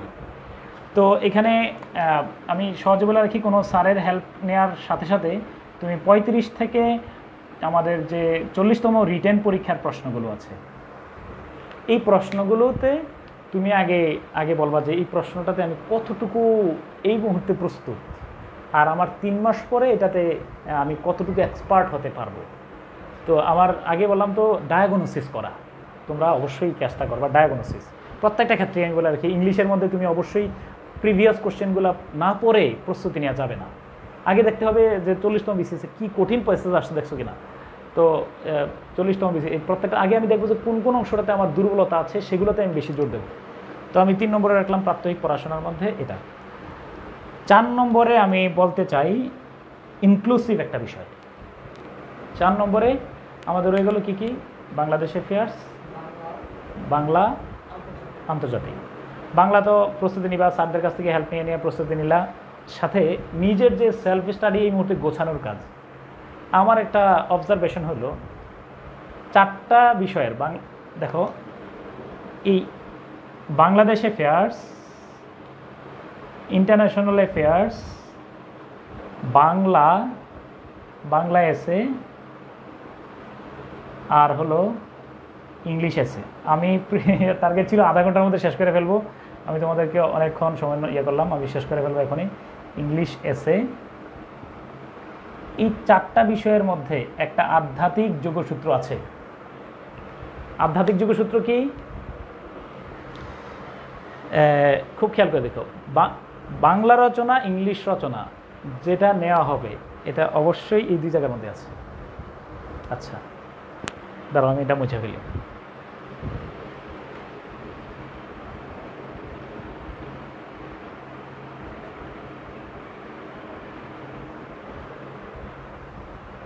কিভাবে বলবা? আচ্ছা, বাংলা রচনা ইংলিশ রচনার মধ্যে কিভাবে? যেমন ধরো আমি বললাম একটা বিষয়, ধরো আমি কোভিড-19 বললাম, কোভিড-19 এই related issues, COVID-19 related issues বলো বাংলাদেশ অ্যাফেয়ার্সে আসবে কিনা? আসবে। ইন্টারন্যাশনাল অ্যাফেয়ার্সে আসবে, বাংলা এসে আসবে, ইংলিশ এসেও আসবে, যে কোনো জায়গায় কাজে লাগবে।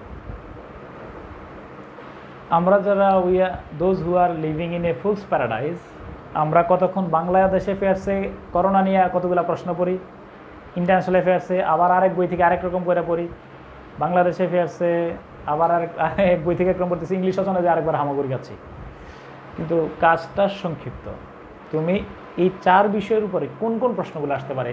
ধরো কোভিড-19 ইস্যু নিয়ে আসতে পারে vaccine diplomacy, post corona recovery plan, economic impact of COVID-19, তোমার টেলিমেডিসিন, এই যে রিলেটেড ইস্যুগুলা, এটার উপরে তুমি তথ্যপাত্র গোছাবে। কিভাবে গোছাবে একটু পরে বলবো। 2 নম্বরে আমি বলবো যে 2 নম্বরে হলো, যেমন ধরো আমি বললাম কি, Rohingya, same international affairs, so Bangladesh affairs, international affairs, বাংলাদেশে same. Environment related issues, environment related issues, Bangladesh affairs, international affairs, বাংলার জন্য। এইভাবে আমি সবসময় ক্লাসের মধ্যে প্রায় 40টা টপিকের কথা বলি, 40 টপিক্স, এবং গুরুত্বের ভিত্তিতে। এই 40 টপিক্সের মধ্যে অন্তত 30টা টপিকও যদি তুমি ধরো, এম্পাওয়ারমেন্ট অফ উইমেন ধরো, দিলাম উইমেন রিলেটেড ইস্যুস, মানে এম্পাওয়ারমেন্ট অফ উইমেন হবে, ভায়োলেন্স এগেনস্ট উইমেন হবে, এরপরে তোমার এরকম ধরনের যে ইস্যুগুলো আছে, তো এগুলো বাংলাদেশ অ্যাফেয়ার্স, ইন্টারন্যাশনাল অ্যাফেয়ার্স সব জায়গায় কাজে লাগছে। তাহলে এগুলোর শীট আকারে পড়া, এবং শীটটা কীভাবে বানাবে সেটা আমি বলে দেবো এখন। তো এখানে বলে রাখলাম এরকম 35 থেকে 40টা টপিক আমার আগে শীট আকারে তৈরি করব, এবং প্রত্যেক পরীক্ষায়, যেমন ধরো এই যে জাতিসংঘের উপর একটা শীট তৈরি করে ফেলবো, তোমার ইন্টারন্যাশনাল অ্যাফেয়ার্সের মধ্যে যা ইন্টারন্যাশনাল অর্গানাইজেশন সেটার উপর একটা শীট তৈরি করব। আমি বাংলাদেশের সংবিধানের উপরে 5 বা 7 পৃষ্ঠার একটা শীট তৈরি করব। শীট মানে এই না পুরো বই তুলে ফেলা না, শীট তৈরি করবা কীভাবে আমি সেটা বলতেছি। আচ্ছা, তো এই টপিক সিলেকশন, তো আমি কি একটু রিকল করো, আমি কি এখানে বিষয়ভিত্তিক প্রস্তুতি নেওয়ার চেয়ে গুরুত্ব দিয়েছি টপিক ওয়াইজ প্রিপারেশন। টপিক পর্বে একটা কাজে লাগাবে 4 জায়গায়, টপিক পর্বে একটা কাজে লাগবে 4 জায়গায়। এবং তুমি বাংলাদেশ ইংলিশ রচনার দিন কোভিড-19 শীট পড়ে যাও, অর্থাৎ কোভিড-19 ওই শীটের মধ্যে সব থাকবে, সব তথ্য থাকবে এখানে। বাংলা এসে একই শীট পড়ো, ইন্টারন্যাশনাল অ্যাফেয়ার্স একই শীট পড়ো, বাংলাদেশ অ্যাফেয়ার্স একই শীট পড়ো। আচ্ছা, তাহলে 40 টপিক্স আমরা ক্লাসে এগুলা তো বলি, এখন তো সংক্ষিপ্ত সময় বলতে পারছি না, আমি দেখি পরবর্তীতে কখন যদি সময় হয় সেটা নিয়ে বলি। আচ্ছা, লাস্ট কথা, এখন কীভাবে পড়ব শীটটা তুমি তৈরি করবো। এটা হবে তোমার কি তৈরি করতে বলছে এখন, এই sheet topic wise preparation, topic wise preparation. প্রিপারেশনের মধ্যে আচ্ছা, প্রিপারেশনের মধ্যে আমরা কি করব দেখো, হ্যান্ড নোট, আমার একটা পলিসি বলে রাখি, hand note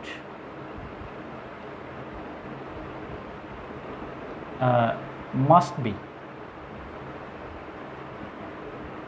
short but smart.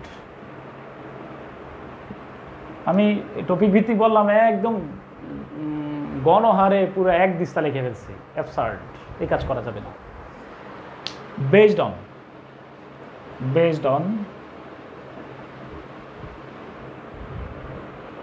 এক নম্বরে থাকবে ডেফিনেশন। প্রথমে বলতে চাই কোটেশন।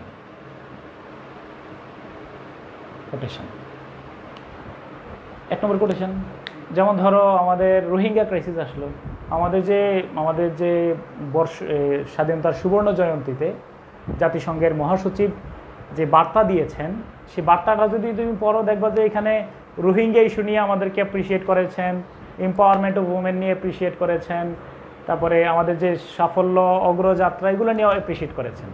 আমি চাইলে কোটেশন হিসাবে রোহিঙ্গা কথা বলার আগে, রোহিঙ্গার প্রসঙ্গ আসার আগে জাস্টিন ট্রুডু রোহিঙ্গা নিয়ে কথা বলেছেন, কোরিয়ার প্রেসিডেন্ট রোহিঙ্গাদের নিয়ে কথা বলেছেন। তো তাদের নিয়ে আমি একটা কোটেশন মানে চিত্তাকর্ষক কোটেশন আমি জোরে দিতে পারি। তাহলে বেসড অন কোটেশন। অবশ্যই আমি সবসময় বলি, আমার দুইটা বই তো, বাংলাদেশের লিগেসি অফ ব্লাড আর ওই যে rape of Bangladesh, legacy of ব্লাডটা রক্তের ঋণ। শোনো, কোটেশন দিয়ে শুরু করা ইজ অ্যান আর্ট, বিশেষত বাংলা রচনা, ইংলিশ রচনা, এগুলাতে যদি তুমি করো, ভালো করতে চাও, তো কোটেশন দিয়ে শুরু করো। তুমি দেখো না, এই যে the rape of Bangladesh, Anthony মাসকারেনাসের লেখা, হ্যাঁ, একটু খেয়াল করে দেখো। পয়েন্টের নাম কি? পয়েন্টের নাম হলো পাকিস্তান পতনের কারণগুলোর যৌক্তিকতা। উনি আলোচনা করার পূর্বে প্রথমে নিয়ে এসেছেন আমাদের বঙ্গবন্ধু শেখ মুজিবুর রহমানের আমার বাঁচার অধিকার, ওইখান থেকে একটা বঙ্গবন্ধুর উদ্ধৃতি নিয়ে এসেছেন। উদ্ধৃতি দিয়ে শুরু করা খুবই একটা আর্ট। এইভাবে তুমি দেখো, এই যে দেখো পাকিস্তানের সংঘর্ষের মূল কারণগুলো, এই যে কবিরউদ্দিন আহমেদ স্যারের বই থেকে নিয়ে আসছেন, প্রেসিডেন্ট ইয়াহিয়া খানের দুইটা কোটেশন দিয়ে তিনি এখানে তার বক্তব্য শুরু করেছেন। অ্যাজ লাইক অন্য, যেমন ধরো বাংলাদেশে লিগেসি অফ ব্লাড, তুমি দেখো, এই যে যাত্রায় ভুল, মেজর ফারুক রহমানের উদ্ধৃতি দিয়ে শুরু করেছেন। তুমি দেখো মানব দেবতার পতন শুরু করেছেন আব্দুর রবের একটা কোটেশন দিয়ে। তো এই কোটেশন অবশ্যই একটা চিত্তাকর্ষক বিষয়। তুমি এই সংকলন, এই বিষয়ভিত্তিক আগে কোটেশন সংকলন করা। আমি গতকালকে রিটার্নের ক্লাসে অনেকগুলো প্রোভাইড করেছি, যারা রিটার্নের ক্লাসে ছিল অদিতিতে, আমি মনে করি যে তোমরা পেয়েছো, কৌশলগুলো আমি দেখেছি। কোটেশন, তারপরে কি দ্বিতীয়ত হলো ডেফিনেশন।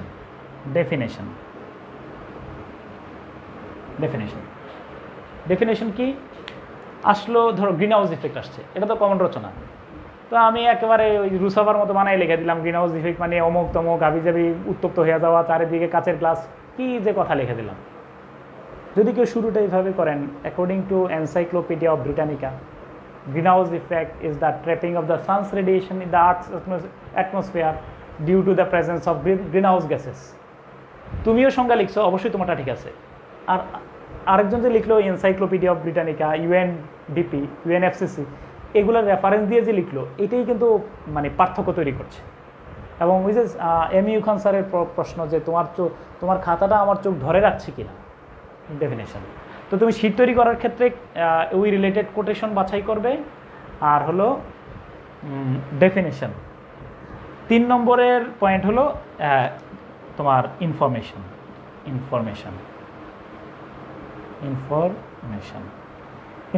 হলো বক্স, চার্ট,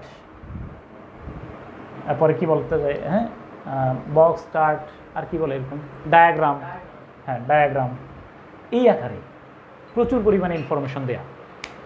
তো এই রোহিঙ্গা নিয়ে আসছে, তুমি জানো রোহিঙ্গা নিয়ে যদি আমি কথা বলতে বলি, আমি বলি রোহিঙ্গা সংকটের মূল কারণগুলো এবং উত্তরণের উপায় কি।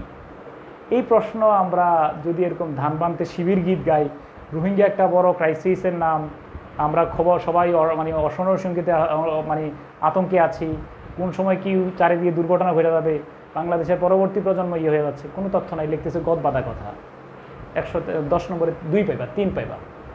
কিন্তু এখানে প্রতি পয়েন্টে পয়েন্টে এত হিউজ এবং হৃদয়গ্রাহী, চোখ আই অ্যাট্রাকটিভ ইনফরমেশন আছে যেটাতে ইয়ে হবে। তো আমি আমার পরামর্শ রইল যে যেই টপিকগুলো আমরা প্রস্তুত করব সেই টপিকগুলোতে based on quotation, definition and information, এগুলাতে করে করে প্রতি পৃষ্ঠা উল্টাবেন। স্যার বলবে যে ওরে ওয়াও অসাধারণ, মানে স্যার বুঝবেন যে ছেলেটা পড়াশোনা করেছে। তো এটা হলো আমার পরামর্শ। তো আমি এতক্ষণ ধরে যে কথাই বললাম, আবার তোমাদের কথা একটু শুনি দেখি।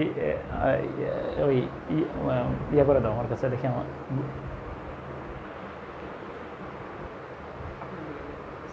আচ্ছা হ্যাঁ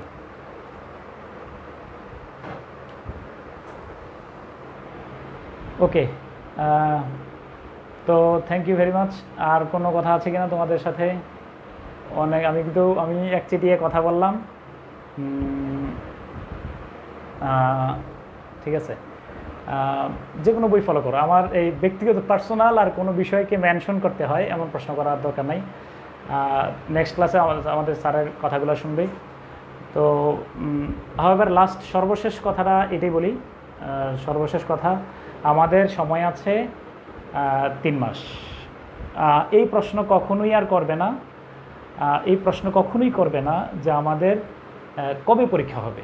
আমি বললাম যে আগস্ট, তারপরে কি সেপ্টেম্বর, অক্টোবর, এই 3 মাসের মধ্যে আমি সিলেবাস শেষ করব বাই হোক অর ক্রুক। তারপরে এই 3 মাসের মধ্যে আমরা ইনশাল্লাহ পুরাটা শেষ করব। শেষ করার পরে এরপরে যদি পরীক্ষা আরও দেরি হলে আমি রিভাইজ দেব। তো আমি এখনই শেষ করব। শেষ কথা আবার বলে যাই, time is the best healer. তুমি যদি বলো যে আপনি স্যার এসএসসিতে এ প্লাস পেয়েছেন কিনা, না আমি তো এ প্লাস পাই নাই, কেন পাই নাই এই প্রশ্ন কিন্তু কেউ আমাকে করে না। ওই যে আমার পা ভেঙে গিয়েছিল, আমি ব্যথা পেয়েছিলাম, আমার চাচা মারা গেছেন, কেউ জানতে চায় না। সবাই শুধু জানতে চায় আমার সাফল্যের গল্প, আমি পেয়েছি কিনা। তো জানুয়ারি মাস, আগামী বছর এমন দিনে আমরা কিন্তু শুধু সন্ধান করব তোমার সাফল্য এসেছে কিনা। তো আমি আবার বলতে চাই যে ওই যে রবার্ট ফ্রস্টের সে বিখ্যাত কবিতা যে miles to go before I sleep, woods are lovely dark and deep, but I have promises to keep, and miles to go before I sleep, and miles to go before I sleep. শোনো, ওই যে lotus ইটার্সের মতো কে ভাবলে হবে না যে আরে একদিন তো মরেই যাবো, এত প্রস্তুতি নিয়ে কী হবে, এগুলো এখন ভাবতেছ। ইচ্ছা করলে কি মরতে পারবো? আল্লাহ যদি 60 বছর আয়ু রাখেন, 60 বছরই যাব, যাইতে হবে আমার 60 বছর, পরিচয় নিয়ে যাব কি? এই যে আমার বিশ্বাস করো রিটার্ন পরীক্ষা আমি উপলব্ধি করি, বাড়িতে গেলে একটা বড় প্রত্যাশা নিয়ে সবাই তাকায় থাকতেন যে কিছু একটা হবে আমার সন্তান। তুমি জানো না, তোমার নিজের উপরে যতটুকু প্রত্যাশা, আমার প্রত্যাশা আর আমাদের প্রত্যাশা অনেক বেশি। বিশ্বাস করো, আমি চাই যে তুমি এটা হয়ে গেছে, এটা একটা অনেক বড় গর্বের, অনেক বড় আনন্দের বিষয়। তোমার বাবা মা, আত্মীয় স্বজন সবাই কিন্তু ছোটো ভাই বোন। বড় কথা হলো যদি আরও 5 বছর পরে যাও, ধরো আমার তো ক্যাডার না, আমি যদি একটা অ্যাডমিন ক্যাডার আসতো, আমার রুসাফা কি একটা গর্ব করে বলতে পারতো না? তো তুমি কিন্তু এই উপলব্ধিটা করবা যে ওরা কি পরিচয় দেবে, সেজন্য আমি একটা ভালো আইডেন্টিটি তৈরি করতে চাই। আল্লাহ যদি এখানে সাফল্য না রাখেন, আমি সর্বাত্মকভাবে চেষ্টা করব, এখানে যত দিক আছে, তারপরে আমি চেষ্টা করব তাহলে অনেক অপরচুনিটি আছে। নেপোলিয়ন যেটা বলেছেন, career is open to the talents. মেধাবীদের কাছে ক্যারিয়ার থেমে থাকবে না। তুমি যদি যোগ্য হও, ইনশাল্লাহ অনেক পথ খোলা আছে। তো বাংলাদেশে তো প্রায় $5 মিলিয়ন নিয়ে যাচ্ছে বিদেশি শ্রমিকরা। তো এইগুলোতে তো কত এক্সপার্ট বিদেশ থেকে নিয়ে আসছে কেন? আমরা যদি রাইট স্কিল সেট আমাদেরকে দেওয়া হয়, আমরাই তো সেই ইয়েগুলো দখল করতে পারি। তো মনে রাখবা, time is the best healer. Surroundings দ্বারা নিয়ন্ত্রিত হবে না। জিরো ট্রান্সফার মানে কি? আমি যে এতক্ষণ ধরে তোমার সাথে কথা বলছিলাম, অন্য কিছুই আমার মনে ছিল না। তাহলে মনে রাখবা, পড়তে বসে গেছো, পৃথিবীর কোনো কিছু আর মনে নাই। জিরো ট্রান্সফার, এটা হলো একটা মডার্ন ম্যানের একটা বড় স্ট্র্যাটেজি। এক ঘটনা থেকে অপর ঘটনায় যাওয়ার পরে পূর্ববর্তী ঘটনার কোনো প্রভাব পড়ে নাই। আর আমাদের কি হচ্ছে, ধরো কেউ একজন ভেঙচি দিল, কেউ একজন স্যাড রিয়েক্ট দিল, কেউ একজন মেসেজ করলো, আমি আর পড়তে পারছি না। তো এই মানবিক ত্রুটি থেকে উত্তরণ ঘটানোটা বেশ জরুরি বিষয়। তো আল্লাহ যেন আমাদেরকে একটা ভালো আইডেন্টিটি দান করেন। আর একটা কথা এবার একটু দুইটা কথা বলে শেষ করে ফেলি, দেরি করতে করাচ্ছি শুধু। লায়ন মোহাম্মদ গিয়াসউদ্দিন স্যার সবসময় বলতেন যে এই বীজগণিত অঙ্ক করা হলো সওয়াবের কাজ। হ্যাঁ, আমি ঠিক বলছি, স্যার ঠিক বলতেন। ফাইজা কুদিয়াতি সালাত ফাংতাশিরু ফিল আরদ, নামাজ শেষ ভাগো, মসজিদ থেকে দূরে সরো। তোমার মসজিদে কাজ নাই, তুমি যে বীজগণিত অঙ্ক করো, তুমি যে জমিতে রোপণ করো। ফাইজা কুদিয়াতি সালাত ফাংতাশিরু ফিল আরদ, জমিনে পৃথিবীতে ছড়িয়ে পড়ো, হালাল রিজিকের জন্য চেষ্টা করো। তো ফরজ নামাজের পরে তুমি কিন্তু বীজগণিত অঙ্ক করলে, এই যে ইন্নামাল আমাল বিন্নিয়াত, এই যে আমার পবিত্র আমি হালাল রিজিকের জন্য যাচ্ছি, সেটা কিন্তু তোমার কি হবে, এই তোমার গোনা হবে। ফামাইয়ামাল মিসকালা জাররাতিন শাররাইয়ারা খাইরাইয়ারা, আমি এই যে আমি তোমার আঙ্গুল নাড়ছি, এটাতে ভালো, এটাতে সওয়াব লেখা হচ্ছে, নাহলে গোনা হচ্ছে, একটা কিছু হবে, মাঝখানে কিছু নাই তো, জাররা জাররা পরমাণু পরমাণু হিসাব নেওয়া হবে। তাহলে আমার এই আঙ্গুল নাড়ার পেছনে কি ভালো উদ্দেশ্য ছিল কিনা? হ্যাঁ, আমি তোমার যে সেমিনার নিচ্ছি, আমার কি ভালো উদ্দেশ্য ছিল কিনা? আমার প্রতি শব্দ শব্দ আমি মনে করি নাকি লেখা হচ্ছে। তো এইটাই হলো বিষয়। তোমার একটু বলে রাখি যে পড়ছো আর ভাববা যে আমি এটা ইবাদতের অংশ, আমার ইবাদতের অংশ এটা। আল্লামা ইকবাল বলেছেন কি যে হামি দুনিয়া সে কিয়া মতলব, মাদ্রাসে হাই অতন আপনা, মারেঙ্গে হাম কিতাব উপর ওরাক হোগা কাফান আপনা। পড়তে পড়তে পড়তে পড়তে আমার লাইব্রেরি হলো আমার বাসস্থান, হইলো আমার পড়তে পড়তে আমি যখন মারা যাবো বইয়ের পৃষ্ঠা দিয়ে আমার কাফন দিয়ে ফেলো পারলে। তো সেজন্য এটা একটা পুণ্যের কাজে আমরা আছি। এটা একটা লাস্ট কথা, সর্বশেষ কথা। ইকবাল কিন্তু আমার ভেরি মাচ কলিজার কবি আর কি, অর্থাৎ আমি ইকবালের ধারণ করি। শেকওয়া জবাবে শেকওয়া যেটা পড়ছো, শেকওয়ার মধ্যে ইকবালের যে পরামর্শটা ছিল, ইয়াকিনে মুহকাম আমলে পায়হাম মোহাব্বতে ফতে আলম জিহাদে জিন্দেগানি মে ইয়ে হে মর্দুকে শামশেরে। ইয়াকিনে মুহকাম, আই ক্যান, ইনশাল্লাহ আমি পারবো। নিজের উপর প্রচণ্ড আত্মবিশ্বাস যে আমার আসবে।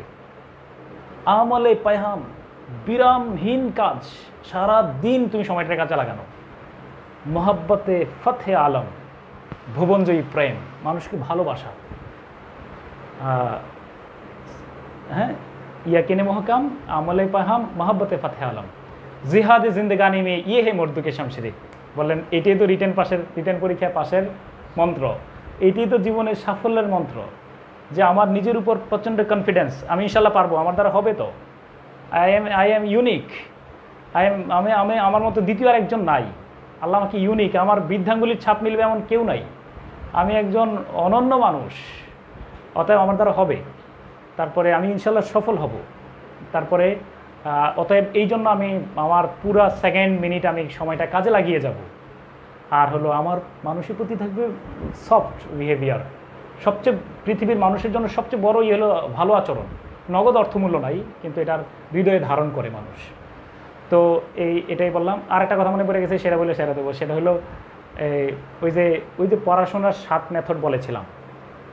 হ্যাঁ, 7 মেথডের সাথে তোমার ওই যে আরে আমাদের এডওয়ার্ড ফিটজেরাল্ড অনুবাদ করেছেন রুবাইয়াতে ওমর খৈয়াম, যেটা বাংলা অনুবাদ করেছেন কাজী নজরুল ইসলাম।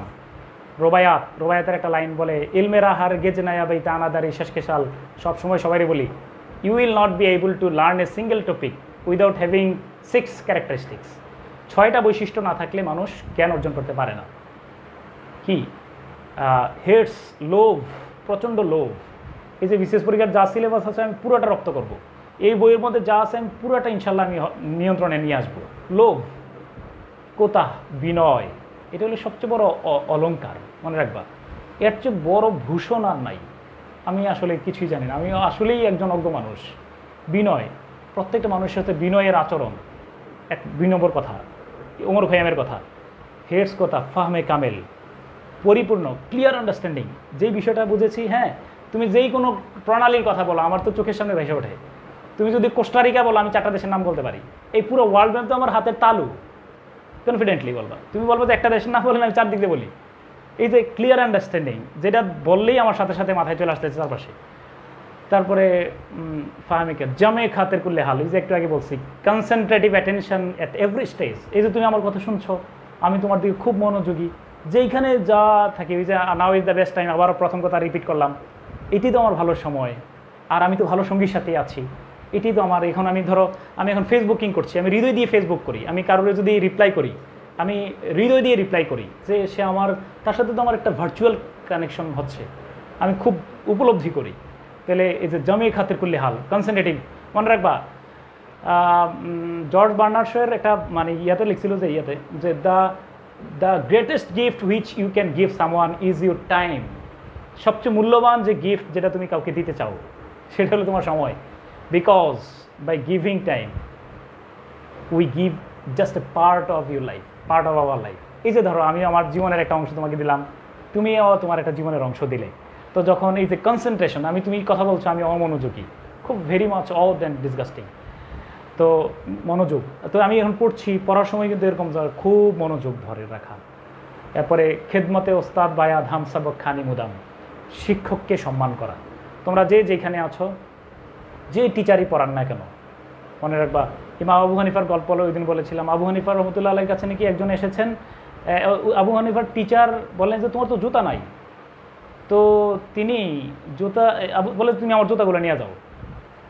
তো পরদিন আবার আবু হানিফা খালি পেয়ে এসেছেন, তো টিচার বললেন যে তোমার না গতকালকে জুতা দিলাম, তুমি আবার খালি পেয়ে এসেছো কেন? বলে স্যার দেখেন না জুতা তো আছে আমার মাথায়।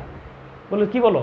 বলো যে স্যার আপনার পায়ের জুতো আমি পায়ে ধরবো, এত বড় মানে দুষ্ট আমি হয়ে উঠিনি, আপনার এটা তো মাথায় থাকবে, এই জন্য আপনার এই কাপড়ের জুতোগুলো দিয়ে আমি টুপি বানিয়ে ফেলেছি স্যার। তো এই রেসপেক্ট, মনে রাখবা শিক্ষককে অসম্মান করলে সেখান থেকে রিসিভ করা যায় না, এটা তো আলো। তো এই জন্য মোহাম্মদ সাল্লামের কাছে এক লোক আসছেন, বলছে যে আমি গতকালকে না আমি ভুল পড়ছিলাম, তো আমি একজন লোক আমাকে শুধরে দিলেন, আমি তাকে ঋণ শোধ করতে চাই। মোহাম্মদ সাল্লাম বললেন যে 4টা ঢিল নিয়ে আসো, ওইদিকে একটা ছোড়ো, ওইদিকে ছোড়ো, ওইদিকে ছোড়ো, ওইদিকে ছোড়ো, বলো যে একদম নিচ থেকে আসমান পর্যন্ত স্বর্ণ দিয়ে পুরাই দাও, তার ঋণ পরিশোধ হবে না। তো শিক্ষকের ঋণ আমরা পরিশোধ করতে পারি না, শুধু ভালোবাসা দিতে পারি। তো যেই টিচারের কাছে পড়ো, অনেকে হয়তো একটু ভালো পড়ান বা একটু খারাপ পড়ান, কিন্তু তাকে ভালোবাসা, তাকে কদর করা, এটা উচিত পৃথিবীর সব জাতির। আর সর্বশেষ কথা বলেছেন কি, লফজেরা তাহা কি কে কুনি তাসুবি, এই যে অ্যানালাইজিং, প্রত্যেকটা শব্দে বিশ্লেষণ। আমি ওমর খৈয়ামের কথা বলে আজকে শেষ করলাম, যে 1 নম্বর হলো প্রচণ্ড লোভ থাকবে, বিনয় থাকবে, সবসময় সে সরি, ভুল করছে আমি, তুমি বলবো সরি, তুমি ভুল করছো আমি বলি সরি, ইজি, জাস্ট লাইফটাকে জাস্ট ইজি গোয়িং, খুব সুন্দরভাবে ইয়ে করো, খুব সুন্দরভাবে একটা এই পরিপার্শ্বটাকে।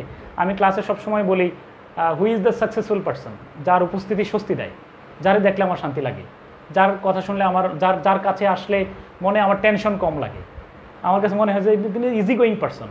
এটা মোহাম্মদ ইসলামের এটা সবচেয়ে বড় বৈশিষ্ট্য। সব মানুষ এসা, এই টেদুইন সব এসে মোহাম্মদ ইসলামের কাছে, বিশ্ব নবী, তার কাছে এসে যাচ্ছেতে প্রশ্ন করে ফেলতো, very much easy going person, just be ordinary. Abraham লিঙ্কনের কাছে আসছেন এক মহিলা, আব্রাহাম লিঙ্কনের বক্তব্য শোনার জন্য। আব্রাহাম লিঙ্কন তখন বক্তব্য দিচ্ছিলেন, তখন আব্রাহাম লিঙ্কনকে বললেন, ওই মহিলা বললো যে আচ্ছা আব্রাহাম লিঙ্কন কোথায়, আব্রাহাম লিঙ্কনকে দেখার জন্য আসছি। তখন পাশের লোক বললো যে আব্রাহাম লিঙ্কন তো উনি বক্তব্য দিচ্ছেন। তো মহিলা বললো he is very ordinary man, আরে এতে দেখছি সাদামাটা মানুষ। আব্রাহাম লিঙ্কন এই কথা শুনে বললেন যে মা জানো, God likes only ordinary people, আল্লাহ তো অর্ডিনারি পিপলদেরকে বেশি ভালোবাসেন, এই জন্যই তো তিনি ভুরি অর্ডিনারি পিপল বানিয়েছেন। তাহলে কোথা বিনয় হবে, এরপরে খুব মনোযোগ দিয়ে ধরে রাখবে। 3টা মাস পবিত্র সময়। আমি চাইবো যে এই আগামী আমরা যদি বাংলাদেশের মানুষের গড় আয়ু 72 বছর এখন গড় আয়ু, 72 বছর পর্যন্ত যদি আমি সরকারি হিসাবে গড় আয়ুতে বাঁচি, আমার আইডেন্টিটিটা কী হবে সেটা ধারণ করা, সেটাকে উপলব্ধি করা, নিজের মুখে হাসি ফোটানো, নিজের একটা আইডেন্টিটি তৈরি করা, আর আমার দিকে যে অনেকগুলো চোখ তাকিয়ে আছে তাদের চোখকে শীতল করা, এই হোক আমাদের কাম্য। 6টা জিনিস তুমি দেখে নিও, ওই যে ইলমেরা হারগেজ নাই আবিতা তানাদারি শেষ করে, বা রেকর্ডিংটা একটু শুনে নিও, তাহলে শুনে দেবা। বেস্ট অফ লাক ইনশাল্লাহ। দেখা হবে আবারও কোনো একদিন, হয়তো আবার আসবো ইনশাল্লাহ। তো ইনশাল্লাহ আজকে এই পর্যন্তই। হ্যাঁ, আল্লাহ হাফেজ, আলবিদা। Okay, thank you very much, thank you. ইনশাল্লাহ দেখা হবে, see you at the top. আমি শুধু একদিন শুধু শুনবো, দেখবো যে তোমরা মেসেজ পাঠাচ্ছ, আমি সফল, এটাই সবচেয়ে বড় প্রাপ্তি ইনশাল্লাহ। আমি যাই, আমার এই দোয়া রইল যারা কথা শুনছ, আল্লাহ তাআলা যেন কামিয়াবি নসিব করেন, সফল মানুষ হিসেবে আমাদেরকে কবুল করেন। মরিলে হাসিবে তুমি কাঁদিবে ভুবন, অর্থাৎ আমাদের অনুপস্থিতিতে যেন মানুষ আমাদেরকে উপলব্ধি করে, ফিল করে হি ওয়াজ রিয়েলি এ পার্সন, সত্যি তিনি মানুষ ছিলেন। আল্লাহ হাফিজ।